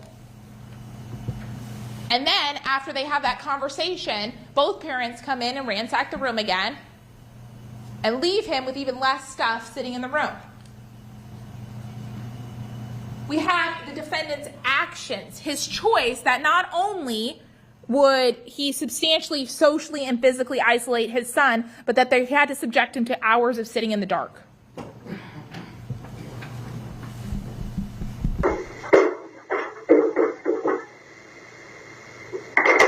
So the answer? Yeah. Oh, you're so tough. You're gonna say yeah? You're gonna hold it out? Yeah, bad attitude. Tough guy. Tough guy. What's this here?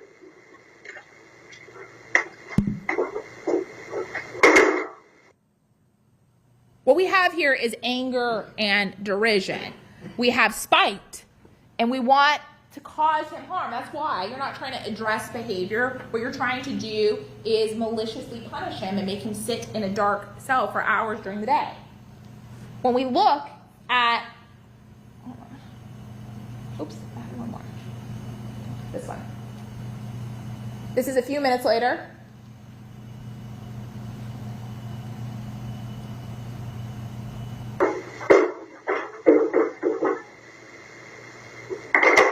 So the answer?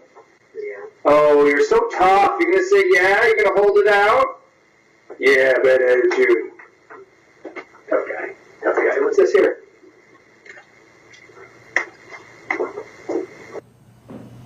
Can you put on?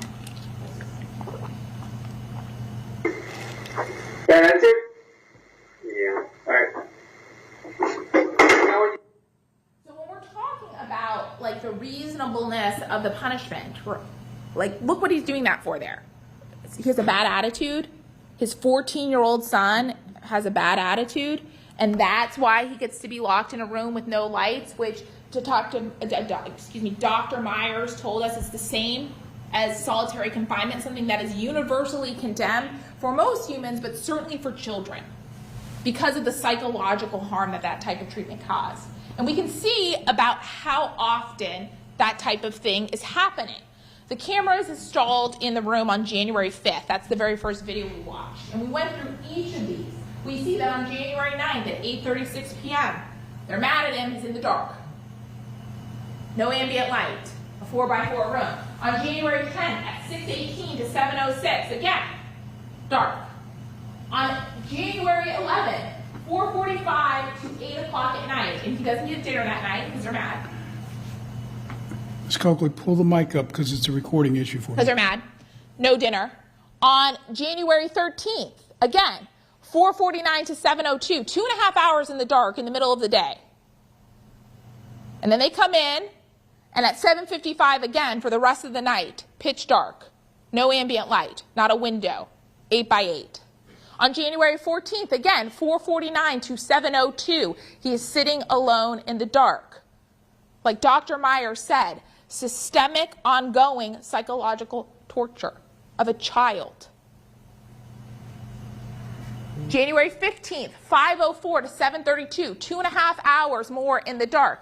On January 19th, 7:45 p.m., those lights get switched off again. On January 20th, 4:45 to 5:51. January 24th at 7:08 p.m., he's in the dark. And then January 28th is the last day. It's the day that he runs away. The defendant made deliberate, intentional actions. He put his child, a child that he knew was vulnerable because of his early childhood experiences, into this circumstance. Every single night, for periods of time during the day, he locked the door over and over and over again and didn't allow him to even control the temperature. His only option was to use the bathroom in a bucket, and he had no access to water on multiple occasions.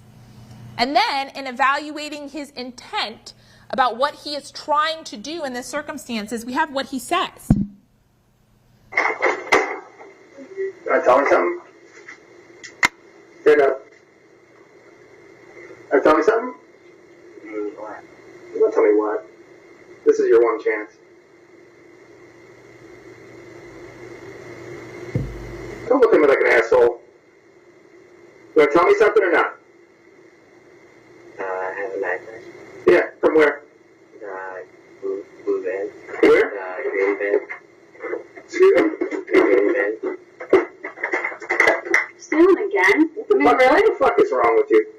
You're stealing, fucking like, disappointing. chocolate, and you got so much stuff in your room. Fucking break. You're just such a disappointment. You're gonna lose. I'm gonna take you out of that school. And you're gonna be in this room. He's gonna be. You're this close.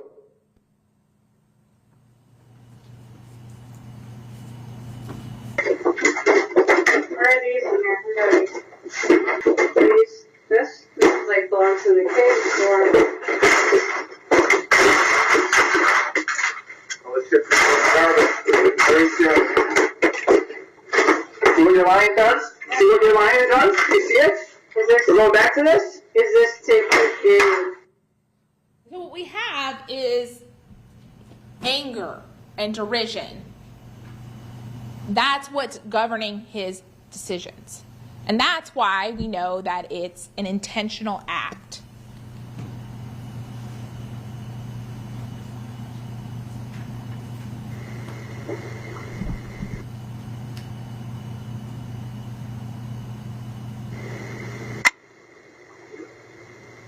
Stand up. Why are you giving people shit attitude? Fuck that. Don't say I don't know. Why are you giving a shit attitude? I'm not thinking. Fuck that! Why are you giving a shit attitude?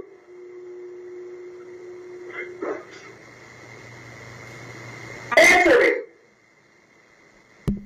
Before I get really fucking pissed off, answer me.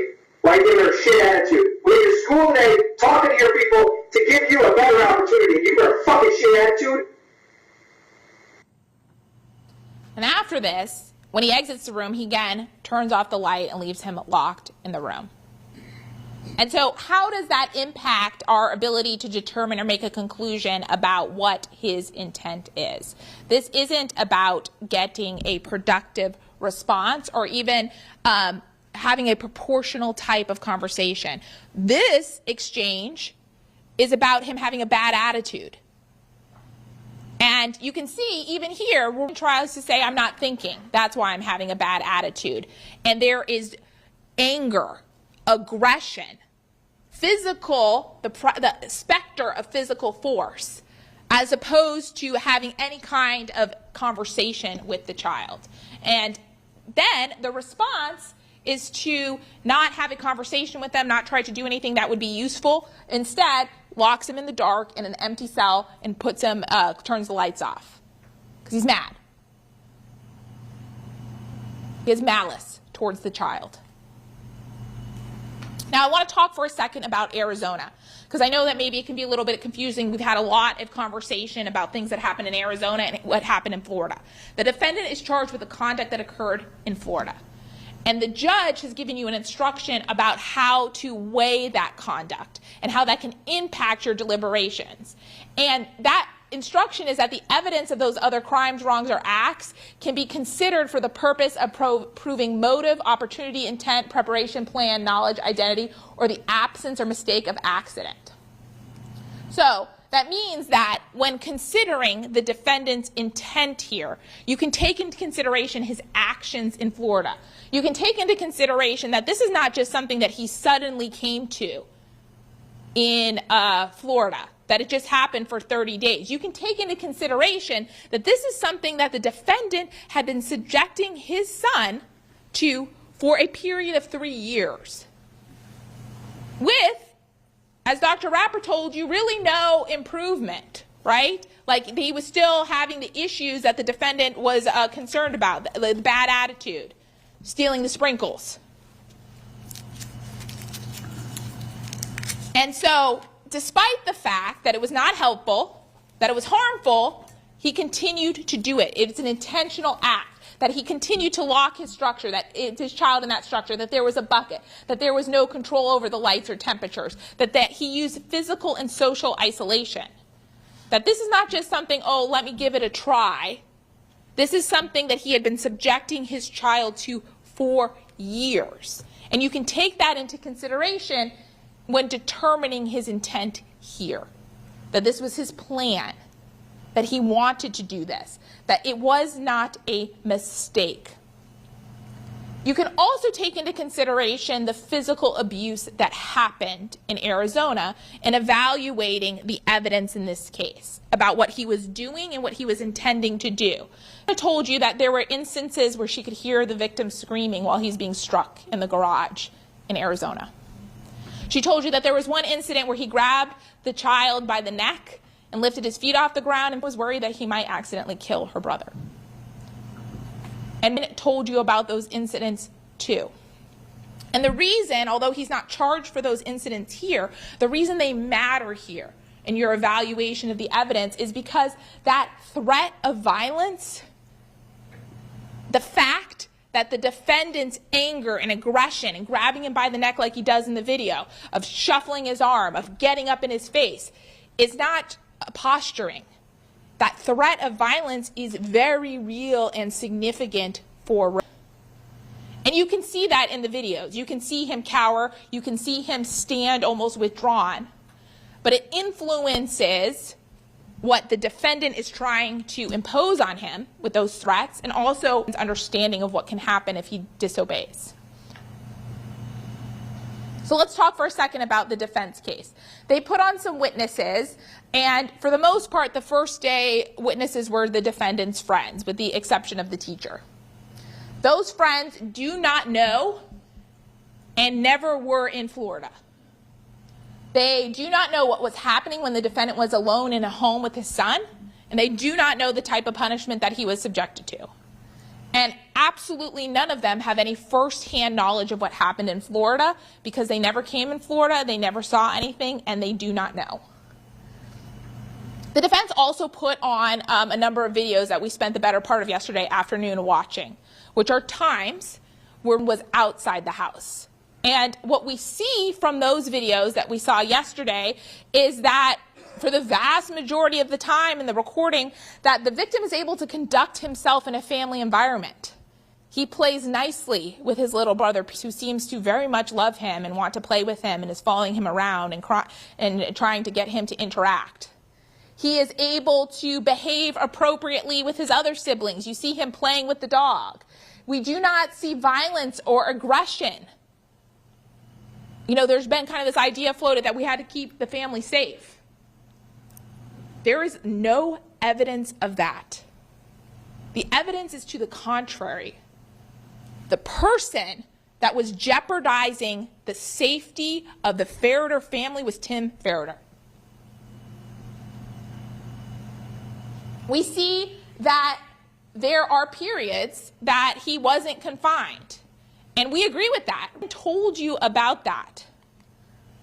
When we look at the videos, we saw some videos of him on a scooter, which is on January 7th, 2022, after school. You can see in the videos that the state published that that's the outfit that he puts on. He leaves for school, comes back, he plays on the scooter. And then at 5:42 p.m., he's locked in the cell. And he eats dinner in there alone. And he's in there until he goes to sleep in the room where he cannot leave to get a glass of water or to get a bathroom. On January 9th, this is a Sunday, 8:45 a.m., the state's evidence is he's let out from the room. Then, like he told you, he was often, when he was outside of the room, having to do yard work. We see him in the defense exhibit moving those mulch.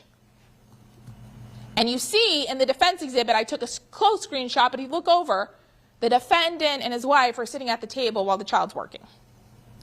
And then later that same day, there's those videos. Like he told you, one of the things that he had to do was to clean up all the rocks. And the state put into evidence, video after video, of him out there by himself, by hand, taking up the shelves. You see the defendant come take a look and come back and say, every single rock. So yes, he did get out of the house, and sometimes he got to go on a scooter. Sometimes he had to do yard work, but at 6:25 every single night or earlier, he's locked in that room. The fact that on one day he watched a football game with his dad does not vitiate all the other days of systemic abuse. And then we have the testimony of Dr. Rappa. Dr. Rappa is their expert, a psychologist, and she told you that the way they chose to manage was probably the worst way that any person could manage these types of behaviors. She told you that the defendant's actions are the complete opposite of what anyone should have done with a child that has one of these conditions. She told you that there is a likelihood of psychological harm even in children that had no underlying behavioral issues, that this is going to be harmful to anyone, but especially someone like me. She talked about PTSD and reactive attachment disorder, and she told you that the defendant's actions would exacerbate the symptoms, that what he did made it worse. Actual harm. That is the defendant's own evidence. She says that this is not the recommendation that they received from any treatment provider. That she went through the records and that what was recommended was medicine and therapy. And that there was very little of that done. And the last time that they dealt with any mental health professional for their son, who, according to the defense, they're so concerned about his behavior, was in 2019. The time frame that we are talking about is December of 2021 to January of 2022, 2 years later. No efforts. And we can see, and it's in evidence, you can take a look, when he is enrolled in school at the Palm Beach County School District at Independence Middle School in January of 2022, you fill out enrollment paperwork. And there, Tracy Ferriter says, normal dental, normal skin, normal eyes. Any concerns about general health? No. Any other specific illnesses or social or emotional or behavior problems? No. At no point did they try to get an IEP, an individual educational plan. At no point after 2019. Objection, facts not in evidence as to the IEP. Overruled. We heard that, there was one email sent to someone about transcendental meditation. 2022. You know what else happened in 2019? Instead of doing anything productive to deal with the trauma maybe experienced by their sons or their behavioral issues, they locked him in the garage. Their biological son was born, they needed the bedroom, and went into the garage. 2019 is when they stopped with the mental health professionals, and 2019 when that is happening. Those actions, what the defendant is taking, is not reasonable punishment meant to correct something. It is malice, it is willful torture, it is intentional caging of a child. Now, Dr. Rappa, there was a discussion about what started the PTSD. Was it the defendant's abusive actions, or was it just his childhood neglect? And you got an instruction about how you can evaluate a witness's testimony. That instruction is that you get to use your common sense in deciding what is the best evidence. You get to decide what should be relied upon in considering your verdict. You may find some of the evidence reliable and some not. So you can say that some of what Dr. Rappa said makes sense to me and I think is appropriate in light of the totality of the circumstances, and some of it doesn't really line up. But our experts agree. Unequivocally, the defendant's actions were harmful. They should never have occurred, and they would have led to worse behavior for the victim. That there was absolutely no benefit to what they did. Instead, they were harmful. In a criminal case, the state's burden is proof beyond a reasonable doubt. And the law instructs us on what a reasonable doubt is. A reasonable doubt is not a mere possible doubt, a speculative or imaginary doubt. Such a doubt must not influence you to return a verdict of not guilty. And so what does that mean? If you're back there in the jury room and you find yourself speculating, well, this is what they could have meant. And it's not based on evidence, it's speculation. The law is that you have to stop. If you find yourself forcing a doubt or imagining a doubt, the law is you have to stop. A verdict of not guilty can only be based on a doubt that is reasonable. And when we look at the totality of the evidence in this case, there are no reasonable doubts left. Now, one of the instructions that Judge Coach just gave you is what the lawyers say is not evidence, and you should not consider it as such. The exhibits, the testimony, the video recordings, that is evidence. What I say and what the defense says is not evidence.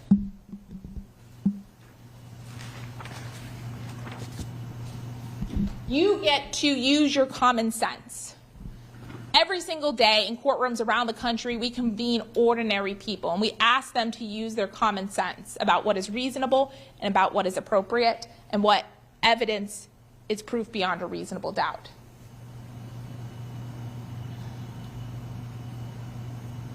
For about 6 weeks, he was locked in a room in Jupiter, Florida. And yeah, he got to go to school, and sometimes he got to go on a scooter, and sometimes he got to play with the dog. But as you heard from Dr. Meyer, that doesn't change the impact of this type of treatment has on any child, but absolutely on a child like the defendant's intentional, repeated acts caused harm. Any person would know, any reasonable parent would know that this is not acceptable. Any reasonable parent or person would know that this is going to harm. And despite that, over and over and over again, Tim Ferriter made that intentional, deliberate decision to treat his son like this. That's actual malice. That's intentional torture. That is willful caging. It's aggravated child abuse. It's child neglect, and it's certainly false imprisonment. It's not just one thing or one moment. It is all the things over and over and over again. What the defendant did was a crime, and that's why we're here today. Like I told you, it was dehumanizing, and it was traumatic, and it should never have been done. Based on all of the evidence, that is why we are asking you, all of that evidence, those hours of tedious videos, and I know it was tedious to watch them, but the reason that we did is to see just a moment of what that tedious was like for here. Based on all of the evidence and based on the laws of the state of Florida, we're asking you for the only verdict that is supported by the evidence and supported by the law. And that is a verdict of guilty. Thank you.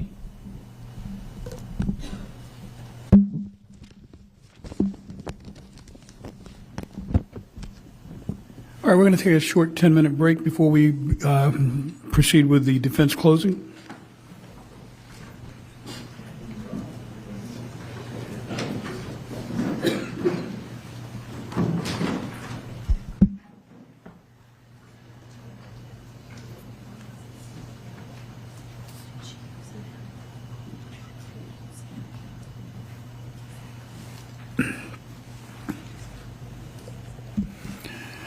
All right, everyone may be seated. Court will be in recess until 3:10.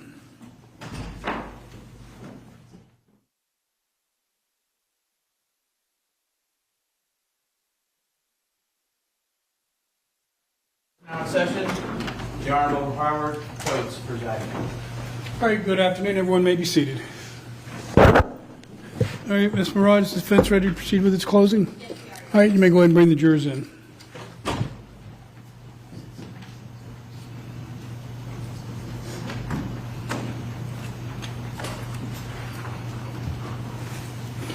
And Ms. Murad, when you're at the podium, make sure you use the mic if you walk away, because it's a recording issue.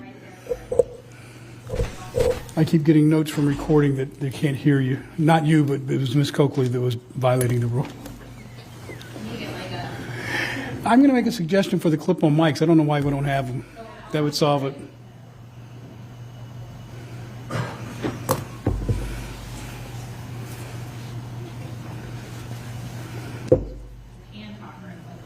Yeah.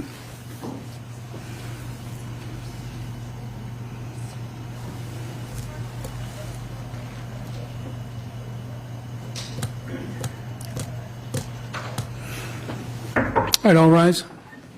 Jurors entering.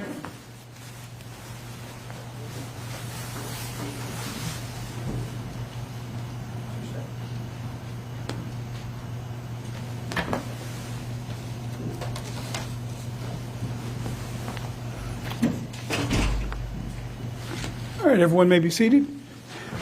Ms. Murad, is the defense ready to make its closing? Yes, sir. All right, you may proceed.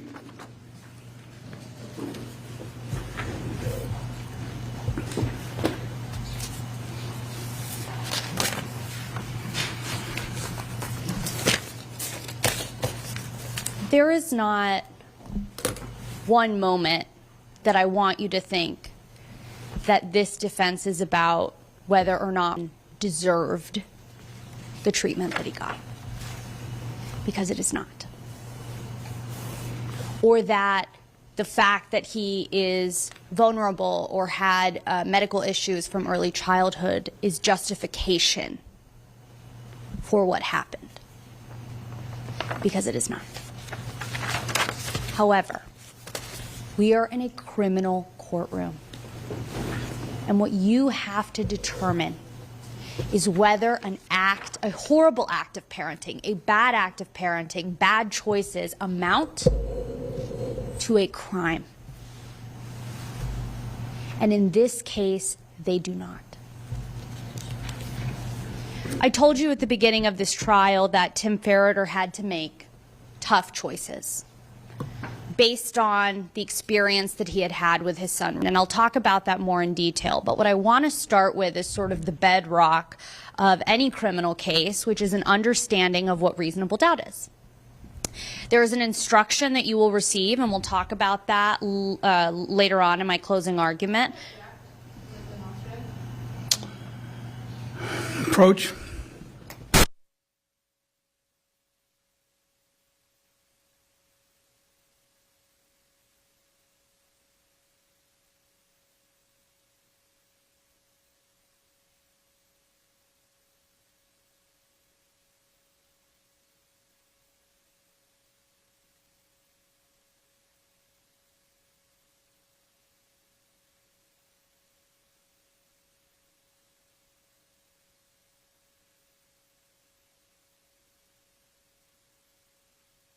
All right, objections overruled. You may proceed. And that's without prejudice to the state to address it in rebuttal. So there's different ways to understand reasonable doubt, and I think that a helpful way to understand it is in terms of sort of the other standards that we have. So at the bottom here you see reasonable suspicion, and that is like a super low standard. That's why it's on the bottom. So that is the standard that a police officer has to have just to sort of stop you on the street. Sustained. When we talk about reasonable doubt, it is in reference, right, to all the other standards, because beyond a reasonable doubt is the highest burden in our justice system. Normally, when we talk about a criminal case, it's different than, for example, a civil case, where you are deciding whether or not something is done by the preponderance of the evidence. That's about 51%. The next level up from that is clear and convincing evidence. And that's the standard required for the government to take your children away.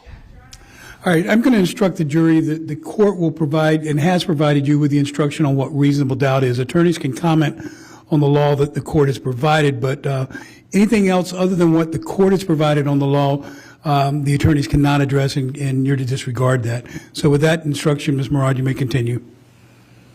Thank you, Your Honor. Clear and convincing evidence is the standard by which the government Overruled. can take your children away from you. And then higher than that, you have beyond a reasonable doubt, which is the highest burden in our justice system. And this distinction is important because when we talk about bad parenting or someone that shouldn't have their kids, there's a standard for that in the legal system. There's a system in place for that. What you are being asked to do is determine if something is a crime, if it rises to the level of reasonable doubt, such that a person whose liberty and freedom is at stake, as it is in any criminal case, should be found guilty of a crime.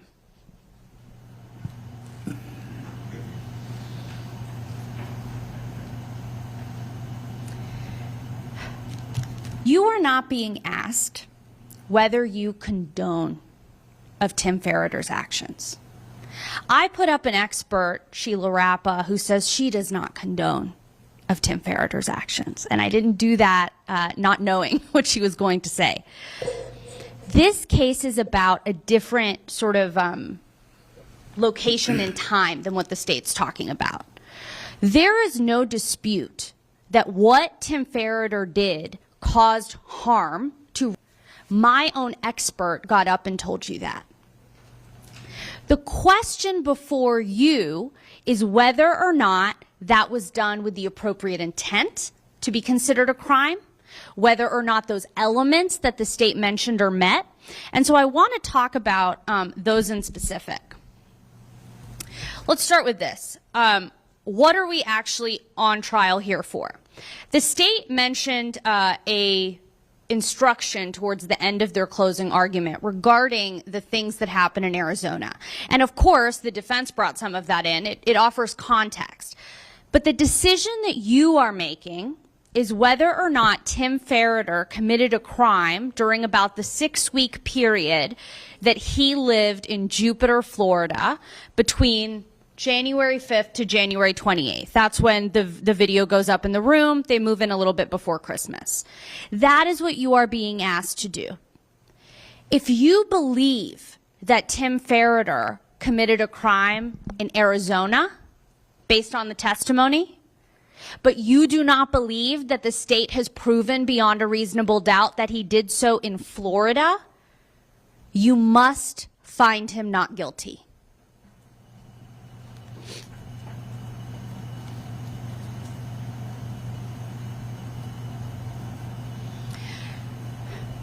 I don't normally do this, but this is a lengthy closing, so I want to make sure that we talk about all the different sort of reasons why Tim is not guilty. I'm going to talk about these all in turn.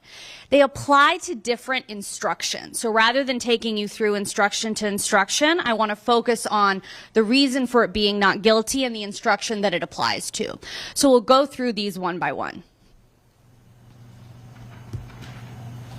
I first want to start by talking about sort of two ways that you can find Tim not guilty that are pretty related. First, he did not have criminal intent. This applies to every charge, right? Because criminal intent is something that is unique to a crime, as opposed to something in a civil case like negligent intent or something along those lines. Even if you find that the state has proven every element, including that criminal intent element, as to child abuse and aggravated child abuse, you can still find him not guilty because of the parental affirmative defense. Now, the way that that reads is that it is not a crime for a parent of a child to impose reasonable physical discipline on a child for misbehavior under the circumstances, even though physical injury resulted from it. And this is the important part. If you find that the state proved beyond a reasonable doubt that the defendant was not a parent, that's not an issue here, or if you find that the state proved beyond a reasonable doubt that the defendant's physical discipline was not reasonable under the circumstances, you should find him guilty if all the elements of the charge have been proven beyond a reasonable doubt. This is a little hard to understand, but this is a two-step process. First, the state has to prove every element of that aggravated child abuse or child abuse beyond a reasonable doubt. And then the second bit is they have to disprove this affirmative defense beyond a reasonable doubt. It is not the burden of the defense to prove to you that it was reasonable. It is the burden of the state to disprove to you that it was not.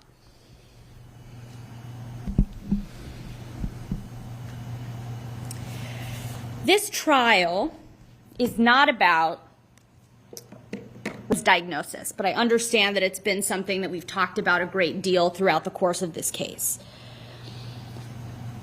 It is, however, essential to understanding the sort of persistent behavior that Tim Ferriter experienced. And it allows you to understand how difficult it was for Tim Ferriter with sort of ongoing behaviors. And I want to start with sort of the thing that's based most in science, which is Dr. Rappa talking about a neuropsychological exam. So that neuropsychological exam, as Dr. Rappa testified to, has multiple parts. And this is testing that the psychological and psychiatric community relies on routinely. And it allows us to have data about a person to explain how they are the way they are and why they are the way they are. This neuropsychological testing has multiple parts, and it includes something from himself and from an adult parent. Dr. Rappa explained that. And in this particular testing, there was no reason to believe that there were any sort of validity issues with the information that she received. She also said that even though the testing was from just a couple months after January 28th, that doesn't matter because it still is a test of executive functioning. What that testing revealed is that it has clinically elevated levels as it relates to inhibition and emotional regulation. And what Dr. Rappa told us is that that means it explains this sort of persistent behavior that's not stopping, that becomes explosive. When one has when one feels angry or has sort of a strong emotional reaction, he's not able to control that in the way another person might be. He also has a lack of inhibition. And that's why when he has consequences, that's not something that he's entirely understanding. She said that it's very hard for someone who tested like and did to be in control of themselves, and they have a lack of insight into their own behaviors. She also explained that this testing, right, goes back to early childhood, and that's not really in dispute. The state's own expert, Dr. Wade Meyer, said that he believes he has probably an attachment type of disorder from the time that he lived in an orphanage. Again, there's no dispute that the Ferriter's actions exacerbated that, right? Dr. Rappa told us that. That's something that the defense is completely conceding. But both Wade Myers and Dr. Rappa say that this is something the Ferriters did not cause. It is from very early childhood neglect. And what we see and what the key is, and Dr. Rappa talked about this, Wade Myers had to concede to it, there are behaviors before 2018, right? That's when we're talking about the timeline, we know that this was born on February 28th of 2019. About a week prior to that, per his own testimony, a room was built in the garage in Arizona. Before that, while Tracy was pregnant with, a latch was put on his door in Arizona. So that has to be late 2018, early 2019. Prior to that time, Dr. Rappa testified about records that she reviewed from 2015, elementary school emails about ongoing and persistent behavior.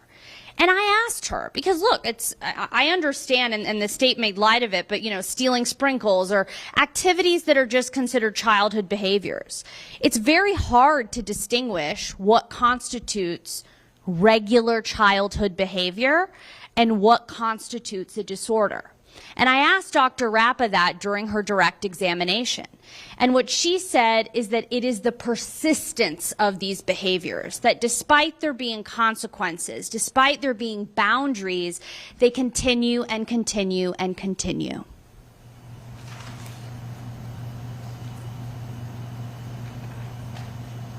In cross-examination, Ryan admitted in great deal to his own behaviors, right? He admitted to harming other people. He admitted to offering his brother beer as an experiment. Sev de Borzati testified that a time that they were visiting an Airbnb in Sedona and was found with knives in his backpack. And the cross-examination on that was, well, did he threaten you with a knife? Did he use a knife? An 11-year-old shouldn't have knives in their backpack, right? That's everyone's common sense. That as a young child, there are certain things, certain boundaries that you cannot cross because you're a kid. And admitted to stealing from his own home, stealing from the parents of some of his friends. He admits to running away. He admitted to breaking into his tablet at his last school in Arizona and searching violent terms that concerned his parents. And that was the reason why he had to get his technology taken away. Kellen McCoy, who was a teacher of Vince, testified about an incident that he had with his sister. And in cross-examination, the state was asking Dr. Rappa about these sort of specific incidents, trying to minimize them or showing that, you know, any one act is no big deal. And that's with any kid, right? Any one act that a child does out of being a kid or immaturity is never a big deal. But it's when it continues and doesn't stop over and over and over again, and when it escalates and when it becomes persistent, and when in this case you have a neuropsychological exam that supports that it becomes a disorder and something that is problematic to the child, to the parents, and to everybody that he's around. So Kellen McCoy testified about an incident where he entered his sister's classroom, had her stand up, and humiliated her in front of the entire class. And during cross-examination, I recall Ms. Coakley saying something to Dr. Rappa, and Dr. Rappa was like, no, but it seems small, but that's not the case. And Ms. Coakley interrupted her at that time. But you have to think about the steps it takes, right? To decide to go to an entirely different part of the school. That's what I'm testified to. Pretend to be another person. Decide to point out your sister.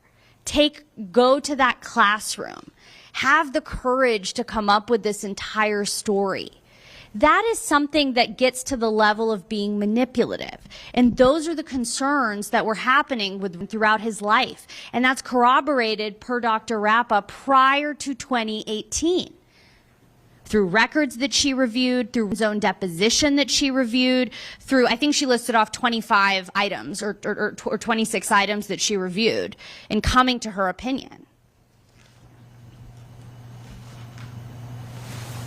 Dr. Rappa also testified how when you have a lack of trust in a parent-child relationship, and I guess you can rely on your common sense for this, but when you have a kid, right, and they're growing up, you rely on trust. But we rely on that in any relationship that we have, that what we see is what we get. Right? That what we expect when someone says, I'm going to do this or I'm not going to do this, that they actually follow through with that. And that relationship of trust is really important between a parent and a child. And when it is broken, Dr. Rappa said that the response that a parent has, the natural response, is to control. Right? And we see that in our everyday lives. If you have a kid who's out, joyriding, you don't get the car. Right? If you are someone who is fighting at school, you're going to be in a timeout. You see in this case that it is taken to an extreme, but it is also in response to an extreme, because that kid joyriding who doesn't get their car stops. Most people's children stop when they say, you can't do this anymore. I'm going to take away your items. I'm going to put you in a timeout for a reasonable amount of time. I'm going to ask that you stop doing it. I'm going to ask that you not, hurt people at school. I keep getting emails from school about how your violence is becoming a problem. I need you to stop doing that. Eventually, kids stop. But it didn't. It persisted over and over and over again for years.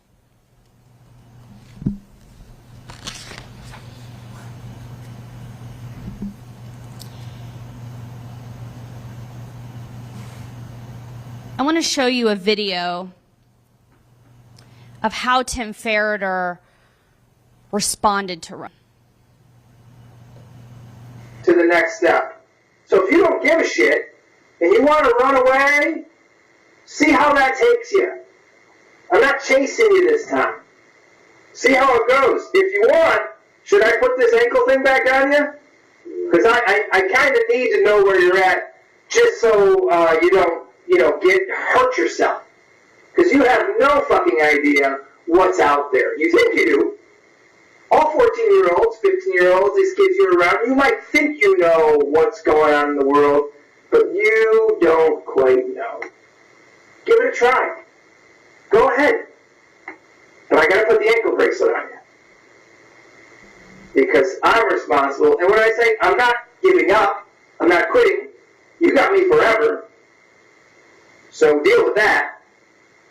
But if you want to go throw your shit away, if you want to ruin your life, if you want to destroy this shit, I'm not going through this again and again and again. I don't have time for this shit. I got to deal with to the next step. You can hear Tim Ferriter, and as Rappa said, in the worst tone ever sometimes, attempting to parent, right? And it is not perfect. I don't think any parents, would say that their parenting is perfect or even great in retrospect. But what he's telling him is, if you keep running away, I'm going to have to put a monitor on you. And of course, that sounds like an extreme thing to do. But what he tells him is, you're 14 years old. You don't know what's out there in the world. I have to keep you safe. Because if you keep running away on the street in the middle of the night or during the day, you're going to get hurt. Someone is going to harm you. And I am your parent, and I have to keep you safe. And it got to the point where they're talking about putting a monitor on him. That's how often this was happening. And no parent can allow their child to run on the street. Right? No parent can allow their child to be lost and not go find them. So he's telling him, you have to stop. He's telling him, there is a big world out there and you don't know about it. And I know you think you do, kid, because you're smart, right? You're able to trick people. You're able to convince them that your name's Richard, I think came out in a video. But it is a big world out there. And there are people that could harm you. Tim Ferriter was trying to raise a child who could make it when he's older without having a criminal record, without having a million issues at school, graduating without getting kicked out, because we saw in the videos that he got kicked out of his last school in Arizona, and with positive social skills. If you are hiding knives and pretending to be people that you are not, and stealing money from your friends' parents, and bringing a scalpel to school, and getting into fights so often that your elementary school is sending emails in the 4th grade, when you are 6, 7, 8, 9, and 10, what are you going to be doing when you are 20 years old? And another point I want to make is this idea, when we talk about malice and intent, that this was something that Tim and Tracy Ferriter enjoyed, right? The benefit of your kids growing up, right? I have a bunch of friends with toddlers. They're just hyper vigilant all the time. They have to watch every minute of what that kid does because they're going to get hurt. They're going to put their hands in the socket. They're going to, right? That's that life. And as a parent gets older, that goes away a little bit. You can go out to dinner. You can grab a cup of coffee on a Sunday morning. Tracy Ferriter is watching his laptop, and for a reason, because he has broken into numerous school laptops and hacked into his entire school's IT system. And she says, I need you to do your homework so that I can see it on the camera. This is not fun for them. Waking up in the middle of the night to see if your kid stole an iPad from his sister is not enjoyable for a parent. Staying up in the middle of the night to make sure that your kid isn't doing something they're not supposed to do, keeping that kind of hypervigilance year after year after year for almost a decade is not something that a parent wishes to do. But they had to keep this type of monitoring on, and they did. And they did it without getting him arrested. They did it without sending him away. They did it without ending the adoption.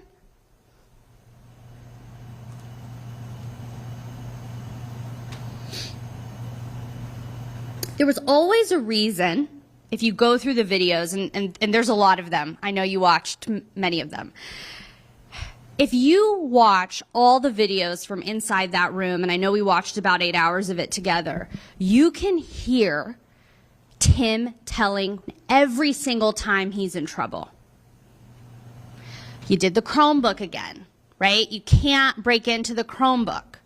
There was a time, and admitted to it on cross-examination, where he went into the school, he went into a different teacher's classroom and said that he was evaluating the teacher with the school board. You can hear Tim say that. This idea that it is gratuitous, it even says, discipline to you was always in response to something that you did. And then said yes, whether that was a timeout, whether that was getting yelled at, whether that was getting in trouble, it was always in response to something. And I'll concede what Dr. Rappa said, that the tone was not appropriate and the strategy was not appropriate. That is not in dispute here. But to say that it wasn't reasonable to Tim Ferriter, who had a reason every time it was happening, that is inaccurate.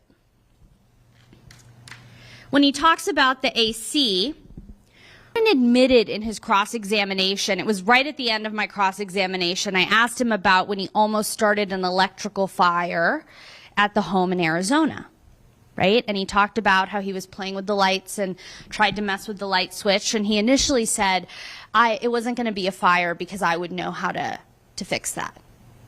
And I said, that could really hurt somebody. And he said, yeah. So he's not allowed to touch electrical items or, equipment in his room. You can hear when Tim is talking about specifics. We talked about that. So I want to talk now about what you experienced during this trial versus what the Ferriters experienced over the course of time. So this trial, right, is really talking about not just what went through, but also a parenting relationship. Anytime something's happening to a kid by a parent, there's a relationship there, right? A parenting relationship that spans time. And what you saw was over about a week and a half. I know it feels like forever, but it was about a week and a half. And when you saw him testify, it was about 2 hours. That is not what you are seeing in those videos that the state played. What you are seeing in the videos the state played is after year 1, 2, 3, 4, 5, 6, 7, 8, 9, 10, 11, 12, 13, and 14 of ongoing issues. And you are Sustained. And you are Jury is instructed to disregard the last comments of counsel. And what you are seeing is a family at their wits' end. There's no doubt about that. And I don't know a single parent, take away a child, take away all the variables, a child with behavioral issues or a diagnosis or even just, sort of benign behavioral issues. A parent and a 14-year-old or a 13-year-old, a preteen. I don't know a single parent who would want their worst couple months, their worst year with their relationship with their kid filmed on camera for everyone to see, without any context, without any understanding of what was going on the years prior, without any understanding of who they are. Sustained. Jury is instructed to disregard counsel's comment on her belief on the evidence.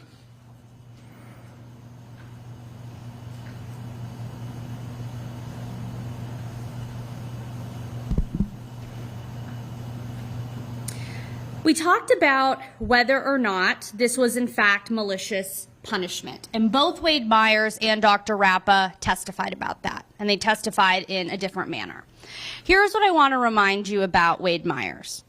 The information that Wade Myers had was curated by the state and provided to him in the same way that we provided information to Dr. Rappa. But what he said is that he received 40 videos of the 21,000 that exist in evidence.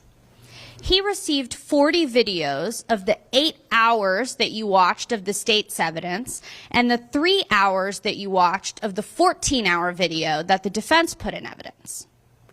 That is not an entire picture of what happened in this family.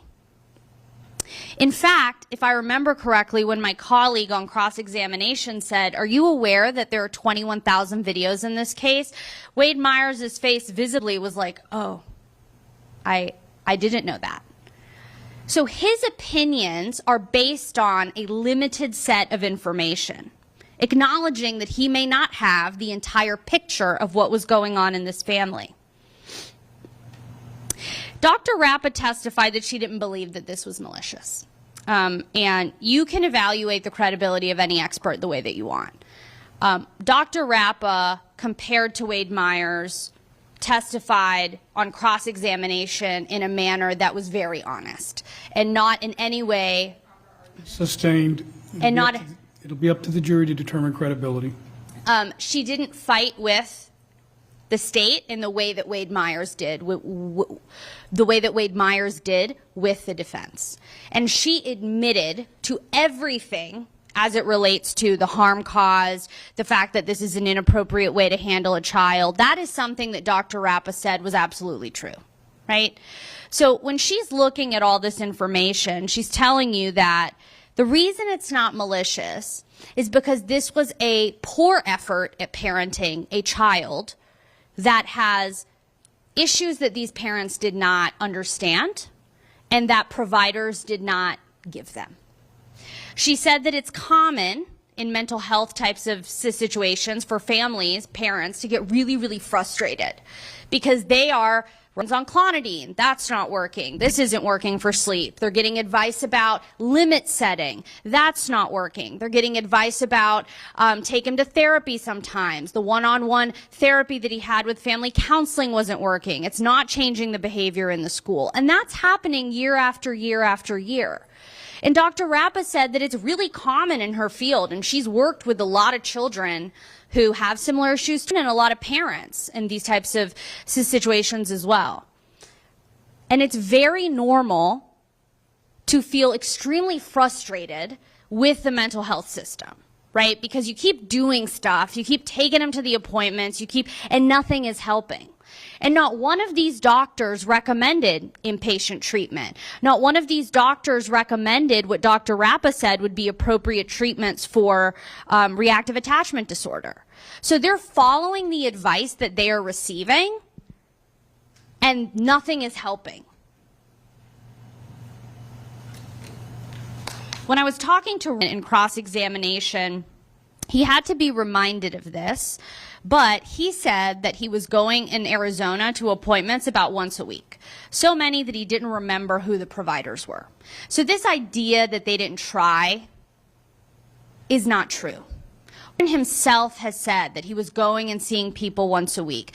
Both experts testified that there were emails between the schools and the parents talking about his behavior, trying to figure out how to deal with it.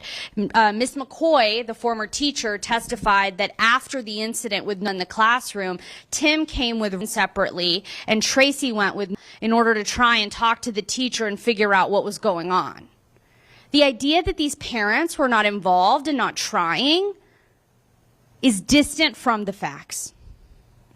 There were also non-medical efforts, and I know that it sounds silly, the meditation, but this is a family that from when this when this child was a kid, was like, okay, what are the non-medical options that we can try? What can we do to burn off his energy? What if we don't give him sugar? Maybe that'll help. What if we don't, put him in karate, jujitsu, put him in these activities like track, what he did in Arizona. He did chess club. In one of the videos, you can hear Tim say, didn't get it because he stole an iPod or an iTouch, but he said, I was going to get you that gaming computer that you really like because this kid is really good at IT, at gaming, at that kind of stuff. So they're trying to get him into activities that they think will help his behavior because none of the medical interventions were doing it. The state mentioned in their closing argument that after 2019, there was no evidence of any medical treatment. That's not true. When the state was asking Dr. Rappa the same thing, she said, I think there were some appointments with Kenny Miller, and when they started school in Florida right before Christmas of 2021, there's a record that shows that they went to a pediatrician like you're supposed to go to, and that they asked for a referral for a psychiatrist, right? And you can use your common sense here. That's not something that happens overnight in any doctor type of situation. You have to get a referral for psychiatric care.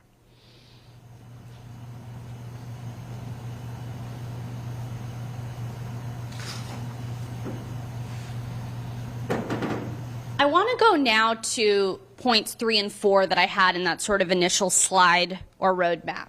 So I want to talk about with you sort of life at home. And this goes to the elements that this was not torture, which goes to the aggravated child abuse, and that it was not malicious punishment, which also applies to the aggravated child abuse.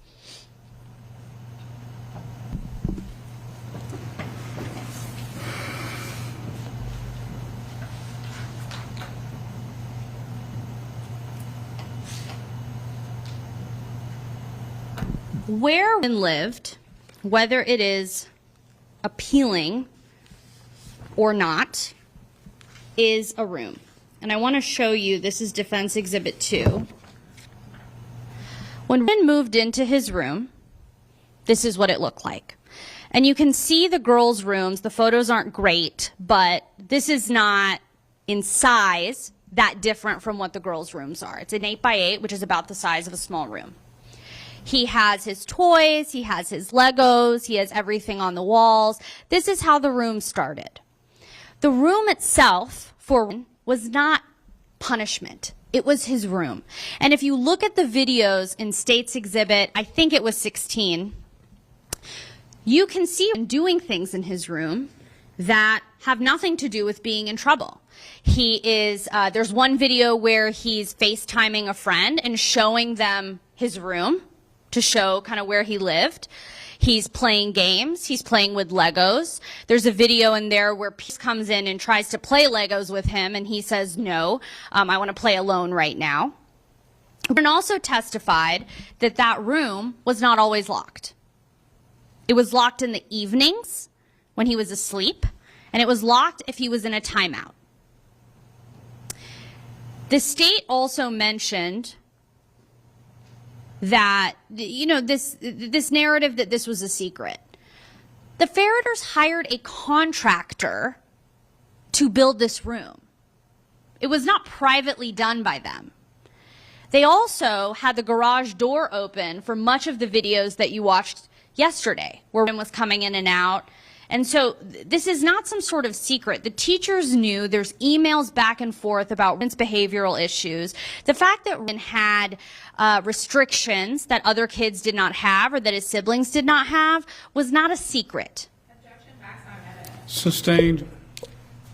The state's expert characterized, and the state's been characterizing this room as a cell or a box. And I showed you this photo. It's a room with a desk and a bed and toys, and it has stuff on the walls until we took them out or they were taken away from him because he was in trouble. I want to talk to you about the bucket that was placed in the room. Tim says to Wynn in one of the videos that you watched it was one of the videos that the state presented, so it was a couple days ago, it was last week. I don't want you to use it. Call us so that you're not using it. Throughout that 6-week period of time, it is used 2 to 3 times in total. What it is not is deprivation of a bathroom. It is a terrible solution to wanting to make sure that in the middle of the night cannot get out of his room. Because as you heard Tim Ferriter say in the videos, he is running away. So much so that he needs to place a monitor on him so that he is not running away in the middle of the night, telling people that he's someone he's not, and putting himself in danger.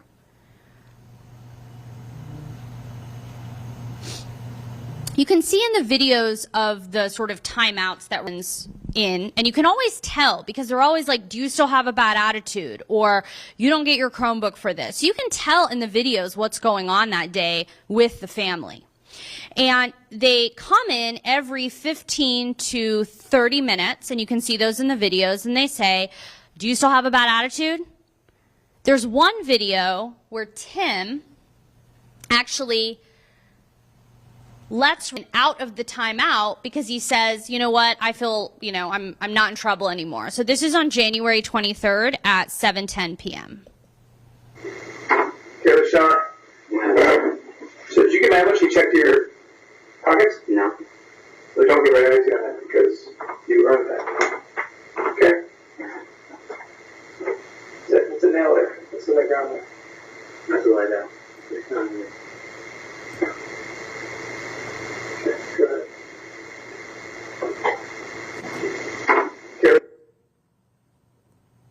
So throughout the videos, you'll see this happen, that they're checking in on him. They're saying, okay, are you still going to act out if we let you out of the room? And that happens to children all the time when they're in a timeout. That they have to act appropriately, they have to come out without a bad attitude, and it's never because, as the state represented, that it's just a bad attitude. If you go through the videos, you will see that there are exact incidents. Stealing a Chromebook, pretending to be somebody you're not, causing an issue at school that it's about. I want to talk a little bit about the actual time that Ryan spent in his room. It's the state's duty to present you with evidence so you can determine what the truth is in any given case. And we talked about in jury selection how the defense can sit there the whole time and not do anything, right? We did not do that, but it's not the burden on the defense. We don't have to cross-examine anybody. We don't have to put on any evidence. We don't have to put on any witnesses.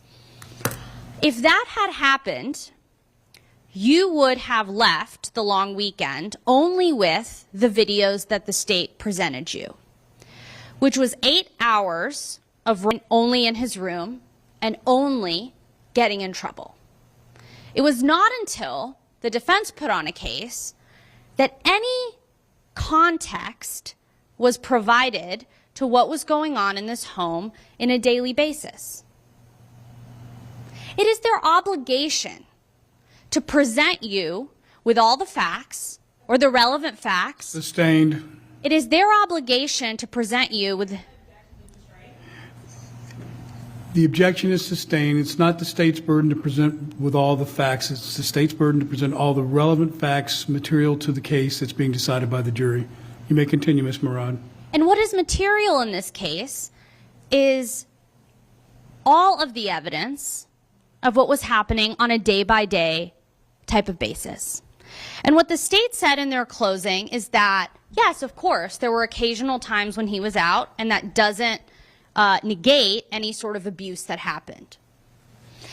In a case like this, the reason that it is essential is because it allows you to understand the context of the relationship between this father and this son.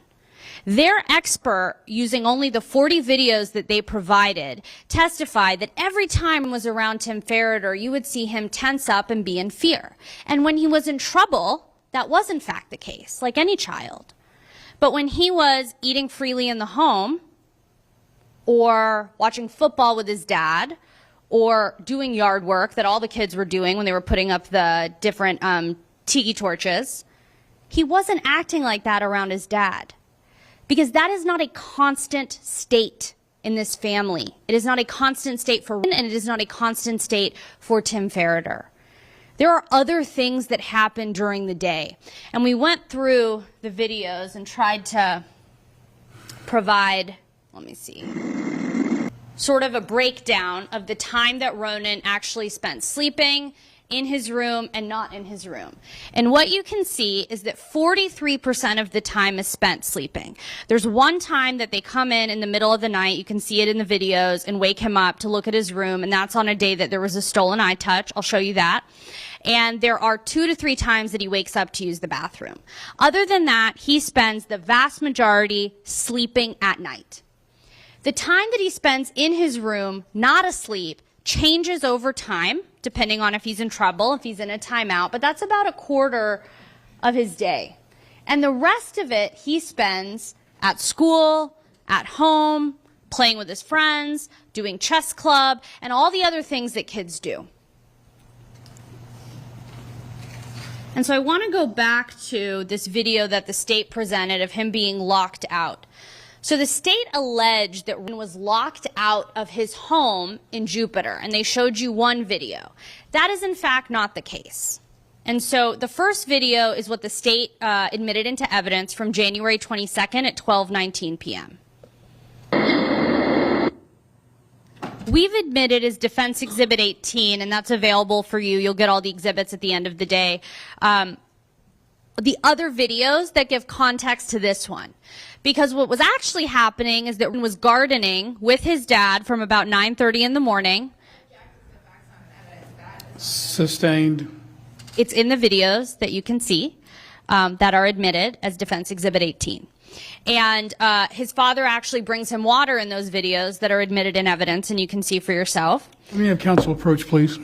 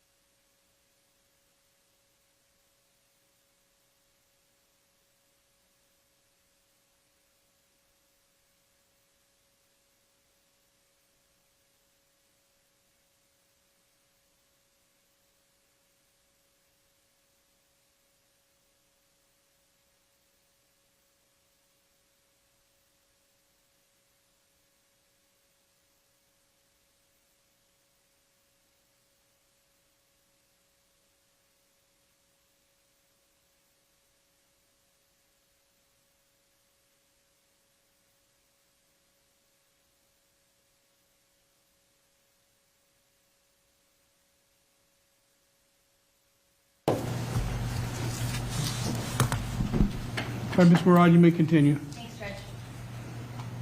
I'm now going to play one of the videos that the defense put in. Under Defense Exhibit 18, there's 3 that offer context to what's going on here. And you can see that several minutes later, Ronan enters through the back door.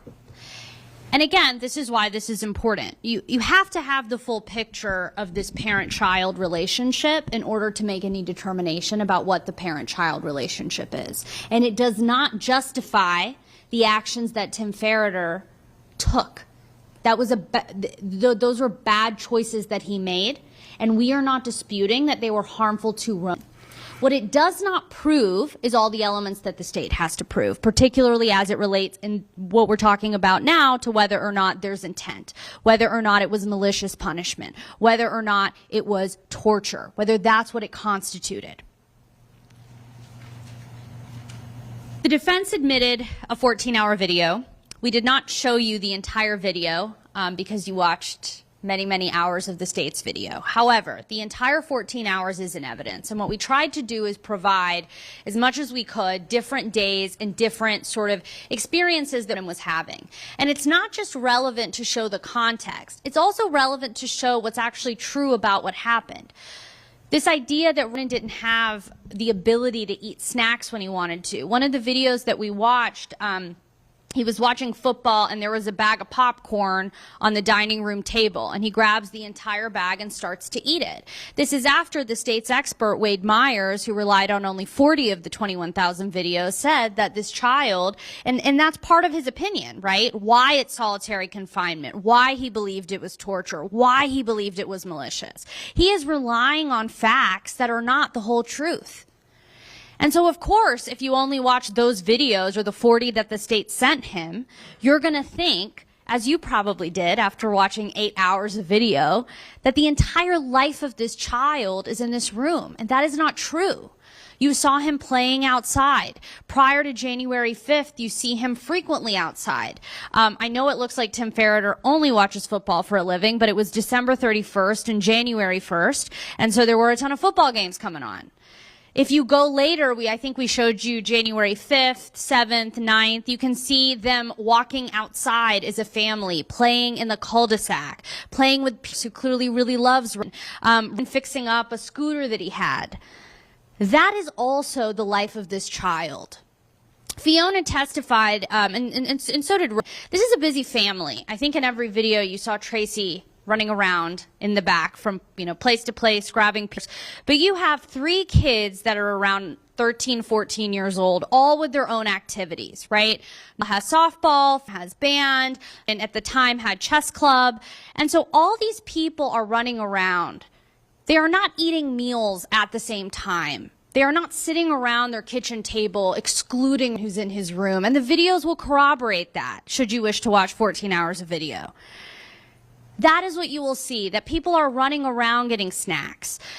Tracy, at one point, we didn't end up watching this in the 3 hours that we presented, makes cookies for everybody and partakes in that. You see him in the earlier videos, I think it was December 29th, coming back with little styrofoam boxes of leftovers. Wade Myers and the state are alleging that he had no control over his movement, where he went. And yes, at night, he was in the room with a lock on the door so that he could not get out, so that he could not run away or harm himself or do something around the house or get knives like he did before. That's at night. During the day, he went to school. He was with his family, and there were days that he was in trouble, and we're going to talk about that. And he would be in his room as a timeout because he was not allowed to engage with everybody when he's in trouble, when he gets in trouble at school. The videos, again, it's 14 hours, do get tedious, but the reason it's important is that there are extended periods of time every single day that you see Ryan have full control over his movement, what he's eating, where he's going, walking around the house, playing outside, doing yard work sometimes. We talked about that. Chores like everybody else had in the family. That is a family. That is the life of a child. There are days when you are doing chores that you do not want to do, and there are days that you have to help your dad out with the yard and the tiki torches, and there are days you are chilling on the couch with your dad, watching football. There are days where you are in trouble, in really big trouble, and you are crying in your room because you are so frustrated that either you're in trouble with your parents or you did something that you didn't intend on doing.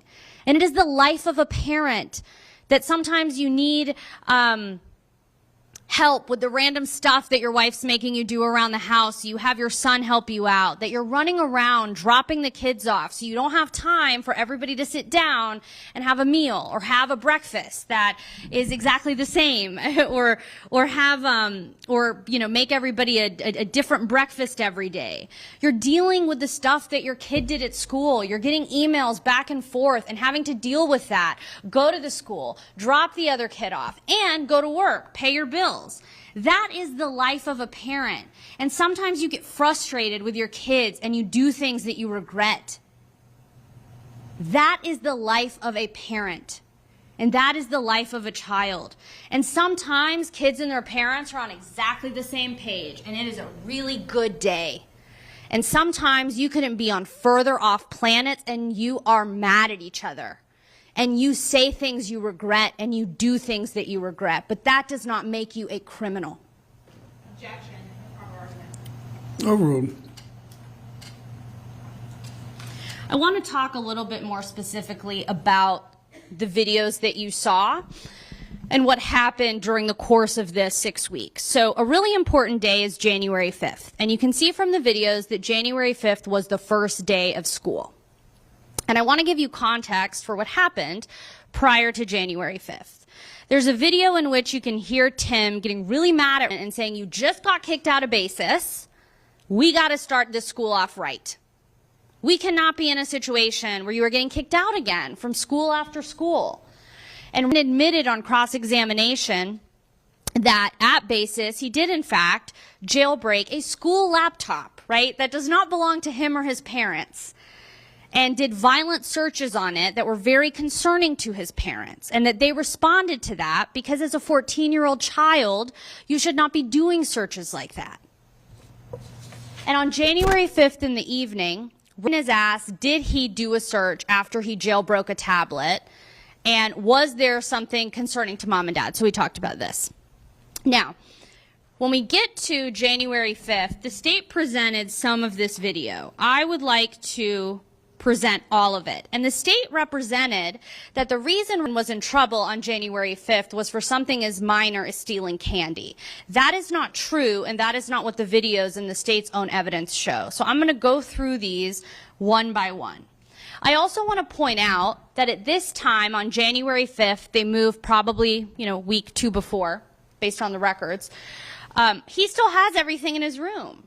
He has his toys, he has his bed, he has his computer, he has all the posters that he likes. This is a time before he got in trouble, and it's a real turning point in this 6-week period. You gonna play a little bit, or are you tired? Yeah, we'll play a little bit.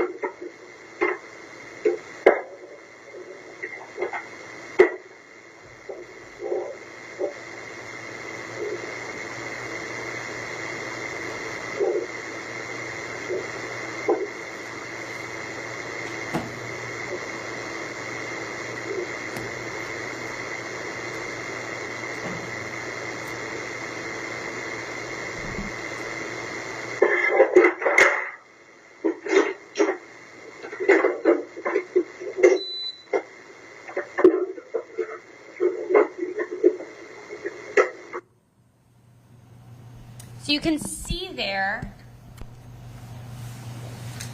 see there that there is something going on in this corner that Ryan is doing, and you'll see more context as we go through that he had something he was not supposed to have. And he was hiding it right where you wouldn't be able to check.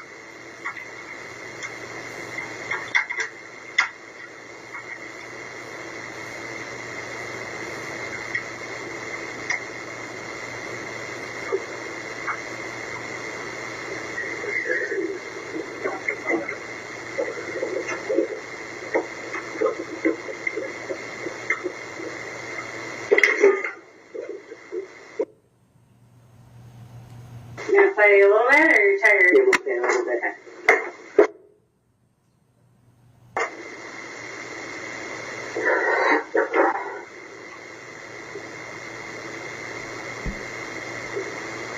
Now you'll see rearranging the entire desk and bed arrangement.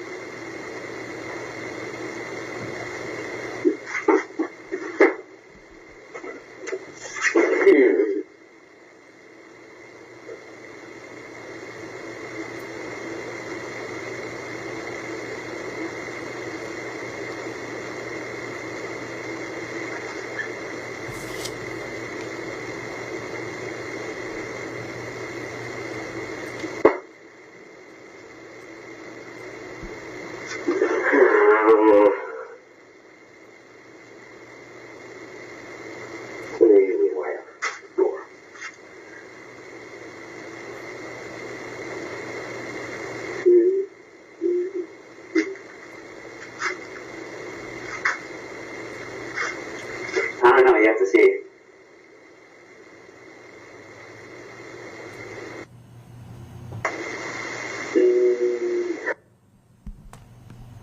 So, at this point, he's moved his desk, right? And we saw in the other videos that they want the Chromebook.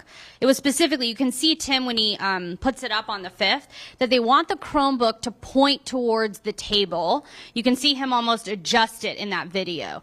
And I understand why in any other circumstance that may seem like very unreasonable supervision for a child. A kid should be able to use their devices how they want. However, when a 14-year-old is using their devices in a manner that is destroying school property, that is breaking into the school's IT system, that is doing searches that the parents do not approve of and that are unsafe, then a parent, like Tim Ferriter, decides, I have to remove your technology. And when you use it, you have to be monitored. Because as testified, this is not the first time he jailbroke a school laptop. It happened at his school in Jupiter. It happened at his school in Basis. He broke into the IT system at Immaculate Heart. This is a consistent pattern, and you can't break school property, right? Someone has to pay for that.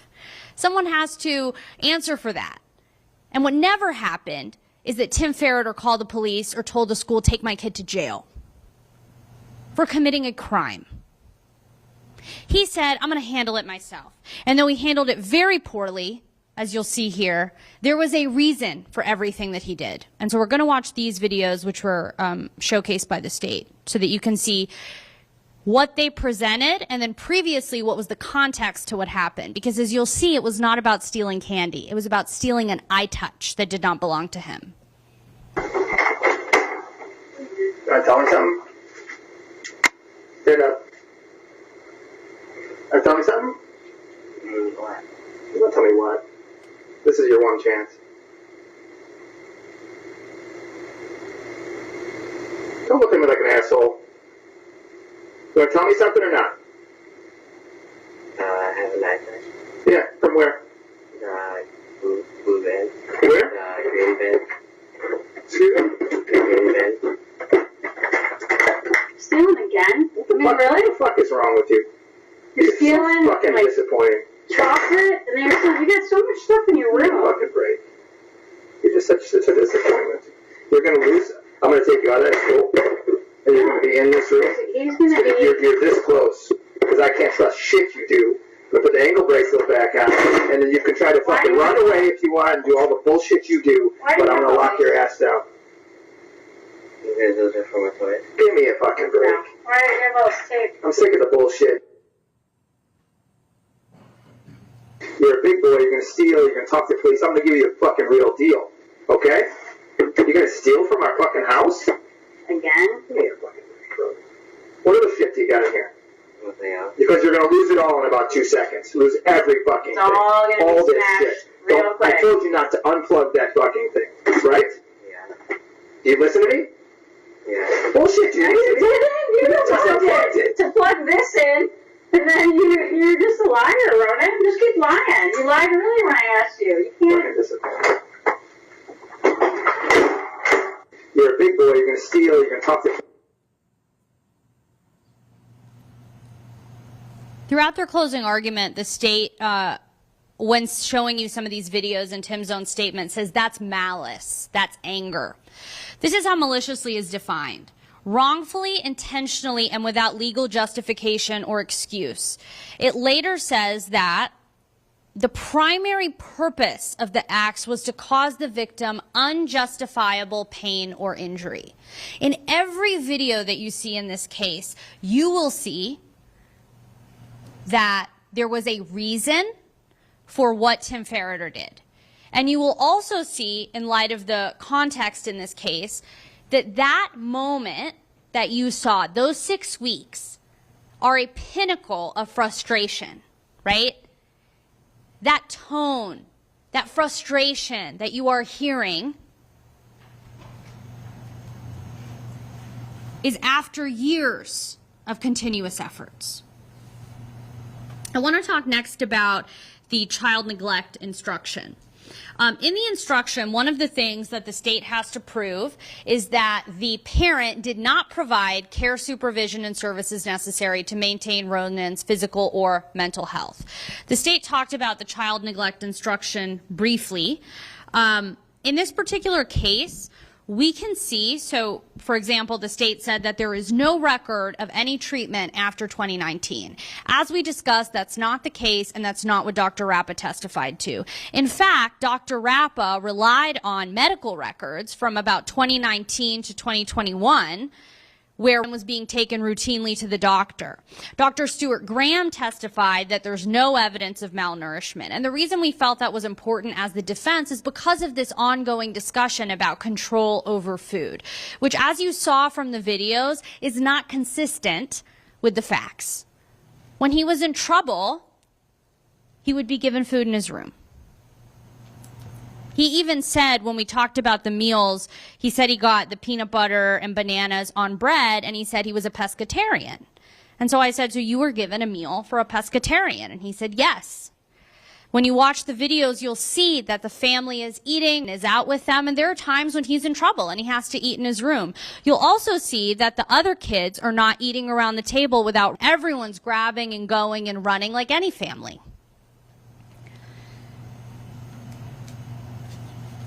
We talked about his ability to manipulate the air conditioning and how that's not neglect, that there was a safety concern there after he almost started the electrical fire. He went to the doctor routinely.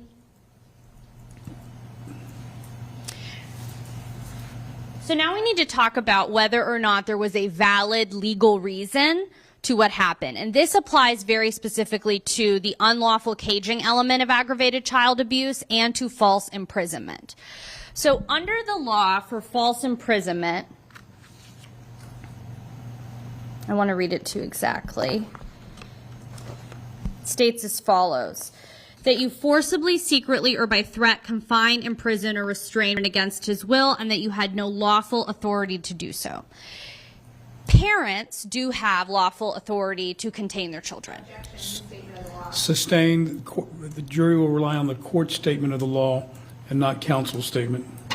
When a parent has a child, right, a really young child, who has to, we're talking about a toddler here, and I don't mean that in a derogatory way. When you have a child who can't be trusted, right, they are contained.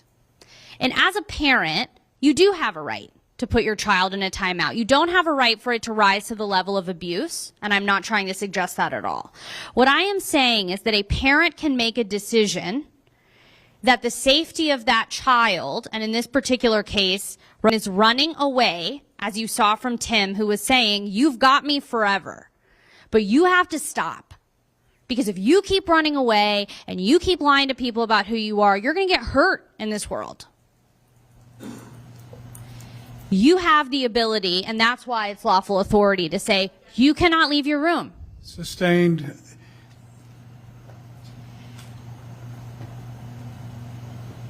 As to the unlawful caging, that parental affirmative defense applies to the entirety of aggravated child abuse. So when we're talking about whether a parent's actions... I'm going to overrule that based on prior conferences that the court had with both sides on jury instructions. applies to the entirety of aggravated child abuse, that parental affirmative defense. And so the decision that you're making is not would I have done that in Tim's situation, but whether Tim felt it was reasonable to do that in light of the unique circumstances Sustained. that he was facing as a parent. All right, jury is instructed to disregard the last comment of counsel. You may continue, Ms. Moran. That reasonableness element that you are determining, right, as to what a reasonable parent would do, it is under these circumstances. And the circumstances that Tim Ferriter was facing are different than the circumstances of another person who may be in that chair. The circumstances that Tim Ferriter was facing are important in your determination. Because he had a child who, as Dr. Rappa testified, had no impulse control, wasn't stopping, and who by his own testimony was breaking the rules routinely despite knowing that there were boundaries. And these are not just minor incidents. The state can pinpoint a few minor incidents, but the reality is that their own expert knows that the child had an attachment disorder. That expert testified that there were no suspensions in the record. That's not true, and Dr. Rappa explained that and admitted to that in his own deposition, which Dr. Rappa relied on. This idea that the behavior was so minimal that it didn't matter couldn't be further from the truth.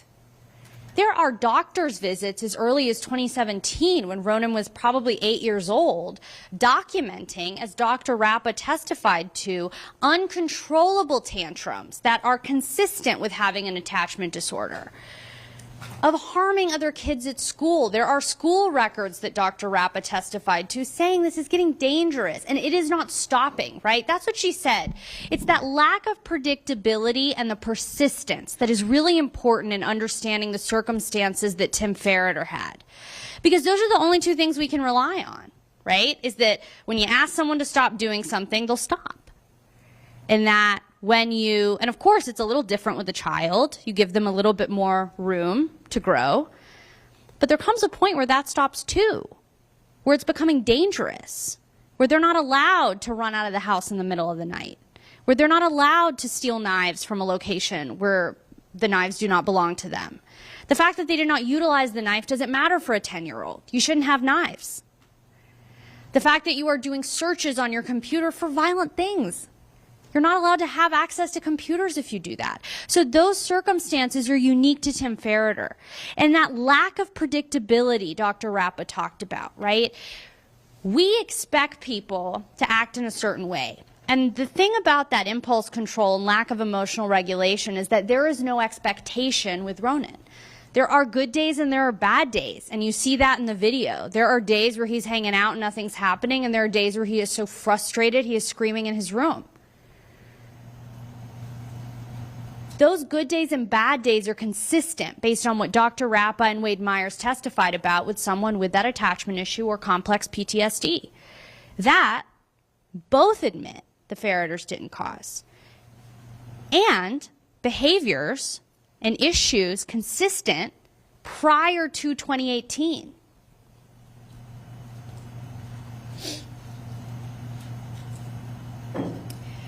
After I am done, the state has the opportunity to have a rebuttal. I do not have that opportunity. This is the last time that I get to talk to you. And so I want to discuss again reasonable doubt. Before I do that, I want to talk a little bit about, the jury credibility instruction. You heard testimony from, and the state talked about how it was consistent with what was said. What you will recall about my colleague's cross-examination of, and also mine, is that there were things that were either not remembered or misremembered. And I don't think that these kids are lying. I think that as a teenager who has her own life going on and doesn't always remember and doesn't know everything that happened with, right? Her parents are not telling her every single thing. Mr. Waugh had asked her about specific acts that had happened, and she didn't know about them.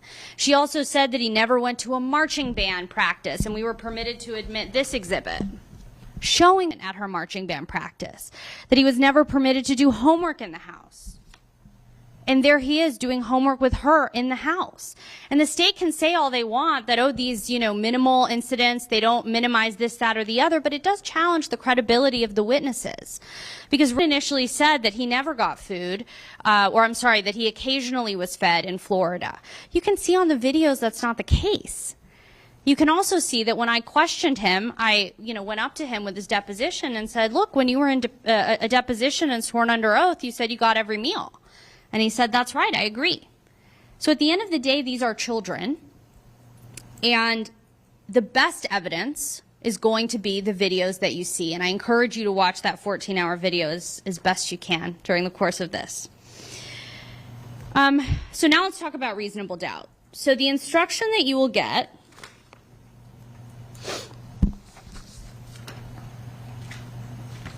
and the judge has read to you, but I want to highlight a portion of it, is this. A reasonable doubt is not a mere possible doubt, a speculative, imaginary, or forced doubt. Such a doubt must not influence you to return a verdict of not guilty if you have an abiding conviction of guilt.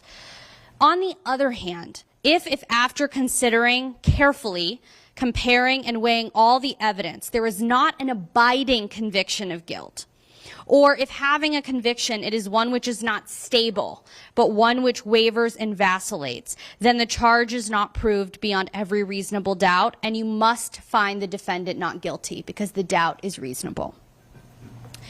Reasonable doubt is one of the earliest terms that we learn about in our civic education, our legislature, and here's why it's so important. This is a decision that is probably more permanent than every important decision you have made in your life. You will go back there as jurors, you will come to a verdict, and that will be it.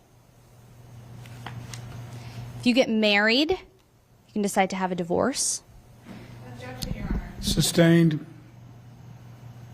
This decision is one that you cannot change, unlike many decisions in your regular life. And that is why we have an instruction that says if you waver and vacillate, if you think, you know what, he shouldn't have done that, I think he might be guilty, but then in another minute you're like, there was a reason for this, I think that affirmative defense applies, you must find him not guilty. If you think he might be guilty, you must find him not guilty. If you think he could be guilty, you must find him not guilty. And the one thing that I am telling you is you do not have to like Tim Ferriter, and you do not have to like what he did. Because what he did was wrong. And he will have to live with that for the rest of his life.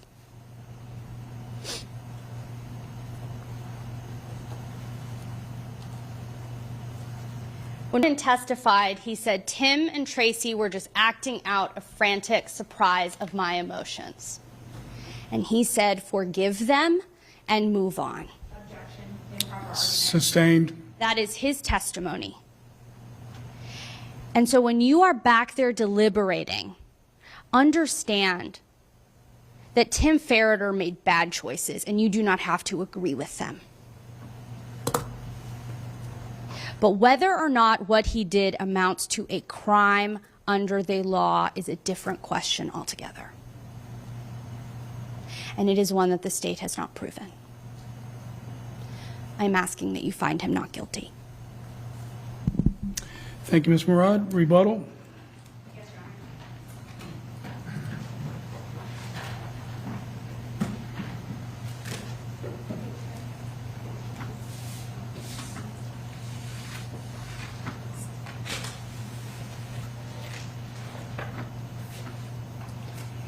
Hey, Ms. Murad, just hand Ms. Black the microphone. Thank you. You may begin, Ms. Black. The defense takedown. Oh, I'm sorry. I thought I did. Are you going to be using the screen? I'm not. All right, you can go ahead and cut it off then. All right, thank you. Defense just got up here and told you that the horrible act of parenting is not a crime. But in this case, it is a crime. Because it's about what a reasonable parent would or would not do. because what Tim Ferriter did was not reasonable. Now, defense got up here and talked about the horrible things that he did, the dangerous things that he did, the reasons why he had to be locked up. But you have to remind yourself, these are things that he did when he was 11 years old. He is a child. He is in elementary school. Kids in elementary school will get in fights. Sometimes they'll go ahead, make jokes. He decided to go into his sister's classroom and tell the class that she was lying, made her cry. He decided to get into a fight with another child. But none of these actions amount to the treatment that he got from the defendant. Because you have to put it into perspective. These things happened when he was 11, 10. Yet when he's 14 in Jupiter, Florida, in that box, that's why. Because of the things that he did when he was 11. They talk about how the behavior was escalating. But what behavior?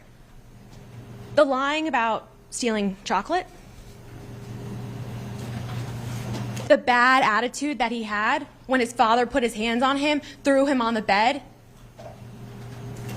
The bad attitude that he had when he was throwing his Legos around, taking off his posters because he didn't know how to handle the trauma that the defendant caused him. That was the bad attitude that he had. Now, defense also spoke about how Dr. Rappa had records of after the fact. How in 2022 there was a neuropsychological done. But you also have to remember that this evaluation was done after the defendant had been arrested for these charges. You also get to take into consideration the fact that it is a self-reporting evaluation. That the things that Ms. Ferriter told the doctor, those are the things that she wanted to tell the doctor. Overruled. Overruled. Dr. Rappa also talked about that in this evaluation that there were changes, there were certain levels in his inhibition, his emotions. But she also testified that this is because of the way that the defendant treated him. She got up there on the stand and said that this is not malicious. This is just how they had to deal with it. This was the end result for them. Not malicious. Yet, she never spoke to the defendant. She never interviewed him. She never got... I'm sorry? Overruled. She never got the chance to find out why. And for her, it was pure speculation as to why. The biggest thing here is the criminal intent. Now, we already talked about this in jury selection. What does intent mean? A lot of the jurors would say words, actions, past behavior. And that's what the state has presented you with. We have presented you with the defendant's actions, his words, his behavior towards Rose. Because it's the intent to do these things. Under the aggravated child abuse statute, under the instruction, there's 3 different ways. It doesn't have to be each one. It's not an and. It's an or. That he was unlawfully caged, or that he was maliciously punished, or that he was unlawfully and willfully tortured. And we have presented evidence of all 3.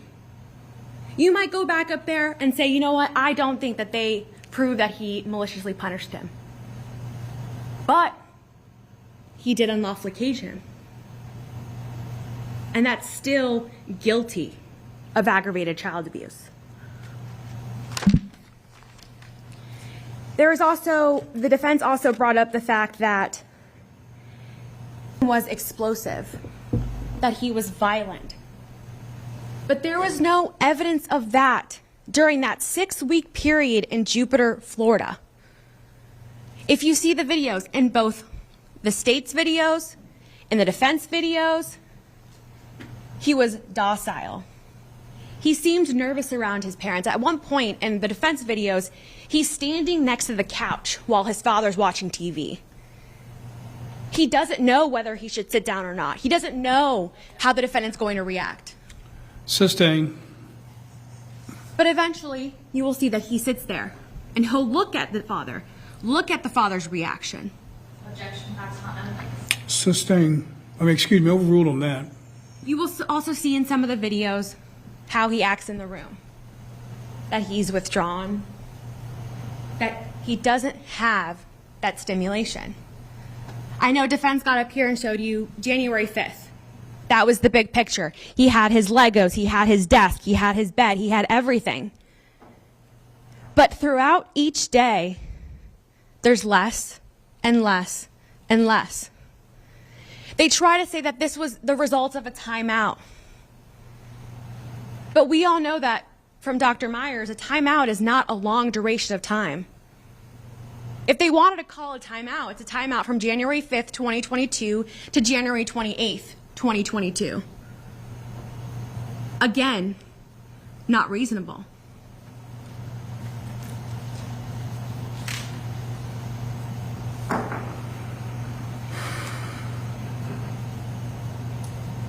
Defense also brought up that this was a natural response to control the child. That if a child stole a car, what do? You take the keys away, you take the car away.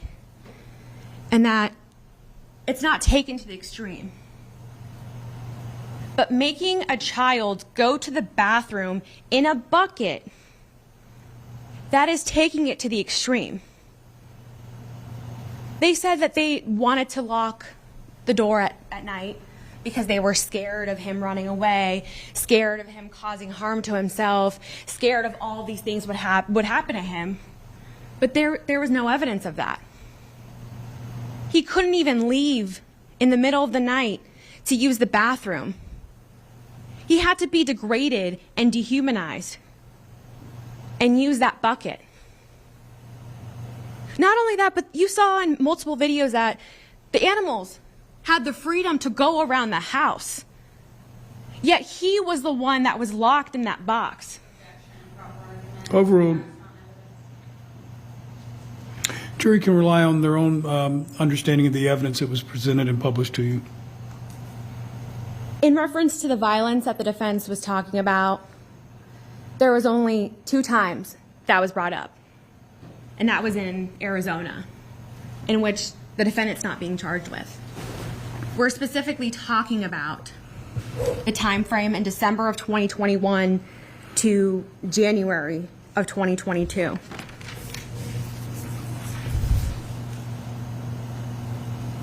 They also brought up that they had to keep in this box because it was this way. That's what they had to do. They had no other option. They had no other choice. This is what had to be done in order to protect them. But you know what else could have been done? The medicine, the therapy, that could have been done. Both experts testified that there were only a handful of times that had gone to a mental health professional. One of the experts testified that there were about 2 or 3 30-minute sessions. Is it reasonable to think that in 2 30-minute sessions, the problem is going to be solved? No. But the defendant, the solution to that is putting that kid in that box. Not trying to find other providers. Not trying to find Overruled. different medications that may have worked for him.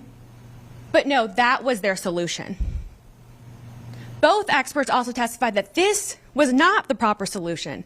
This is not what you do when you have a child with these issues. This is not what you do when you have a child that just wants to be loved, that wants to be part of that family. Sustain. Move on. Jury is instructed to disregard the last comment of counsel. You may continue. There was Ms. Black. also a comment about Dr. Myers not watching all 21,000 videos. Yet, Dr. Rappa did not watch all 21,000 videos either.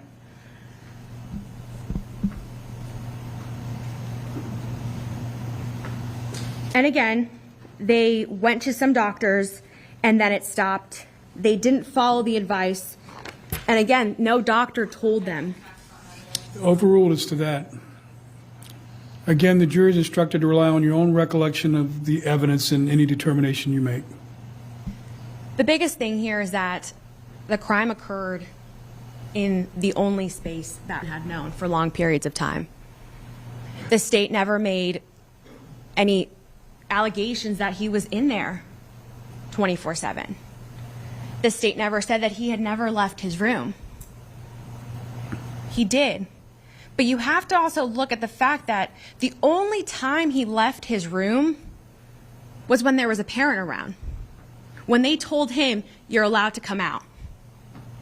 When they told him, and they would stand there and follow him out. Those were the only times he was allowed from the room. There was also times that he did not control the light. It was the defendant who would control the light. Whether it was on during the day, whether it was off during the day, whether it was on at night. He also controlled the air conditioner. You heard testimony in the videos that the defendant did not want him touching that air conditioner. Even at points where it says it's too hot, still told him, do not touch it. I know defense got up here and they started talking about the affirmative defense to the aggravated child abuse and to the lesser of the child abuse. There is no affirmative defense here because what the defendant did was not reasonable. It was not reasonable to lock him in a box. It was not reasonable to leave him in the dark. It was not reasonable to take the light away from him. It was not reasonable to leave him in the room with no air conditioning. It was not reasonable to make him pee in a bucket. There was no legal justification for any of this. And because of that, you should find the defendant guilty of all 3 counts. Thank you. Thank you, Ms. Black. Let me have counsel approach, please.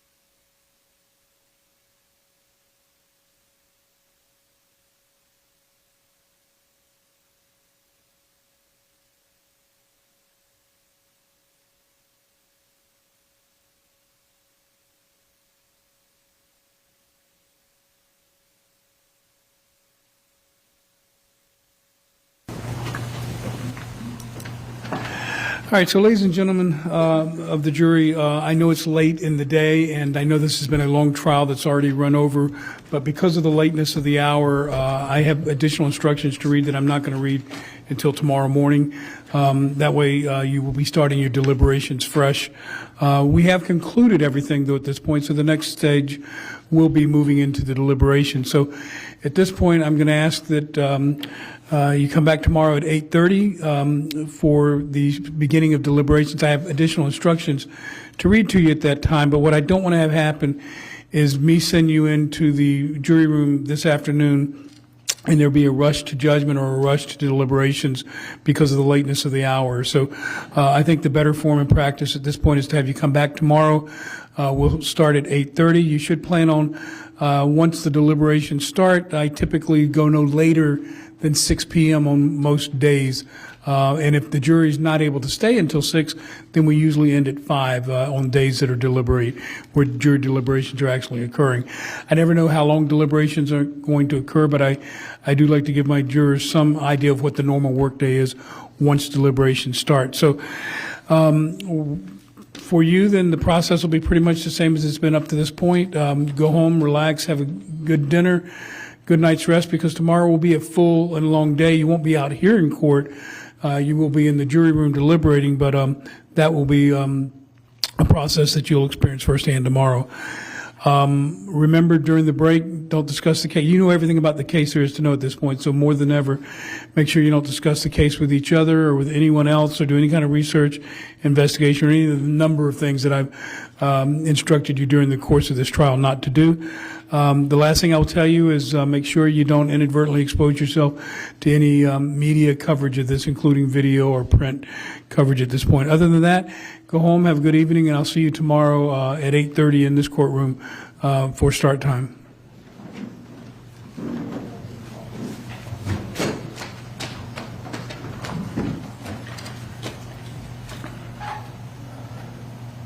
I'm not clear.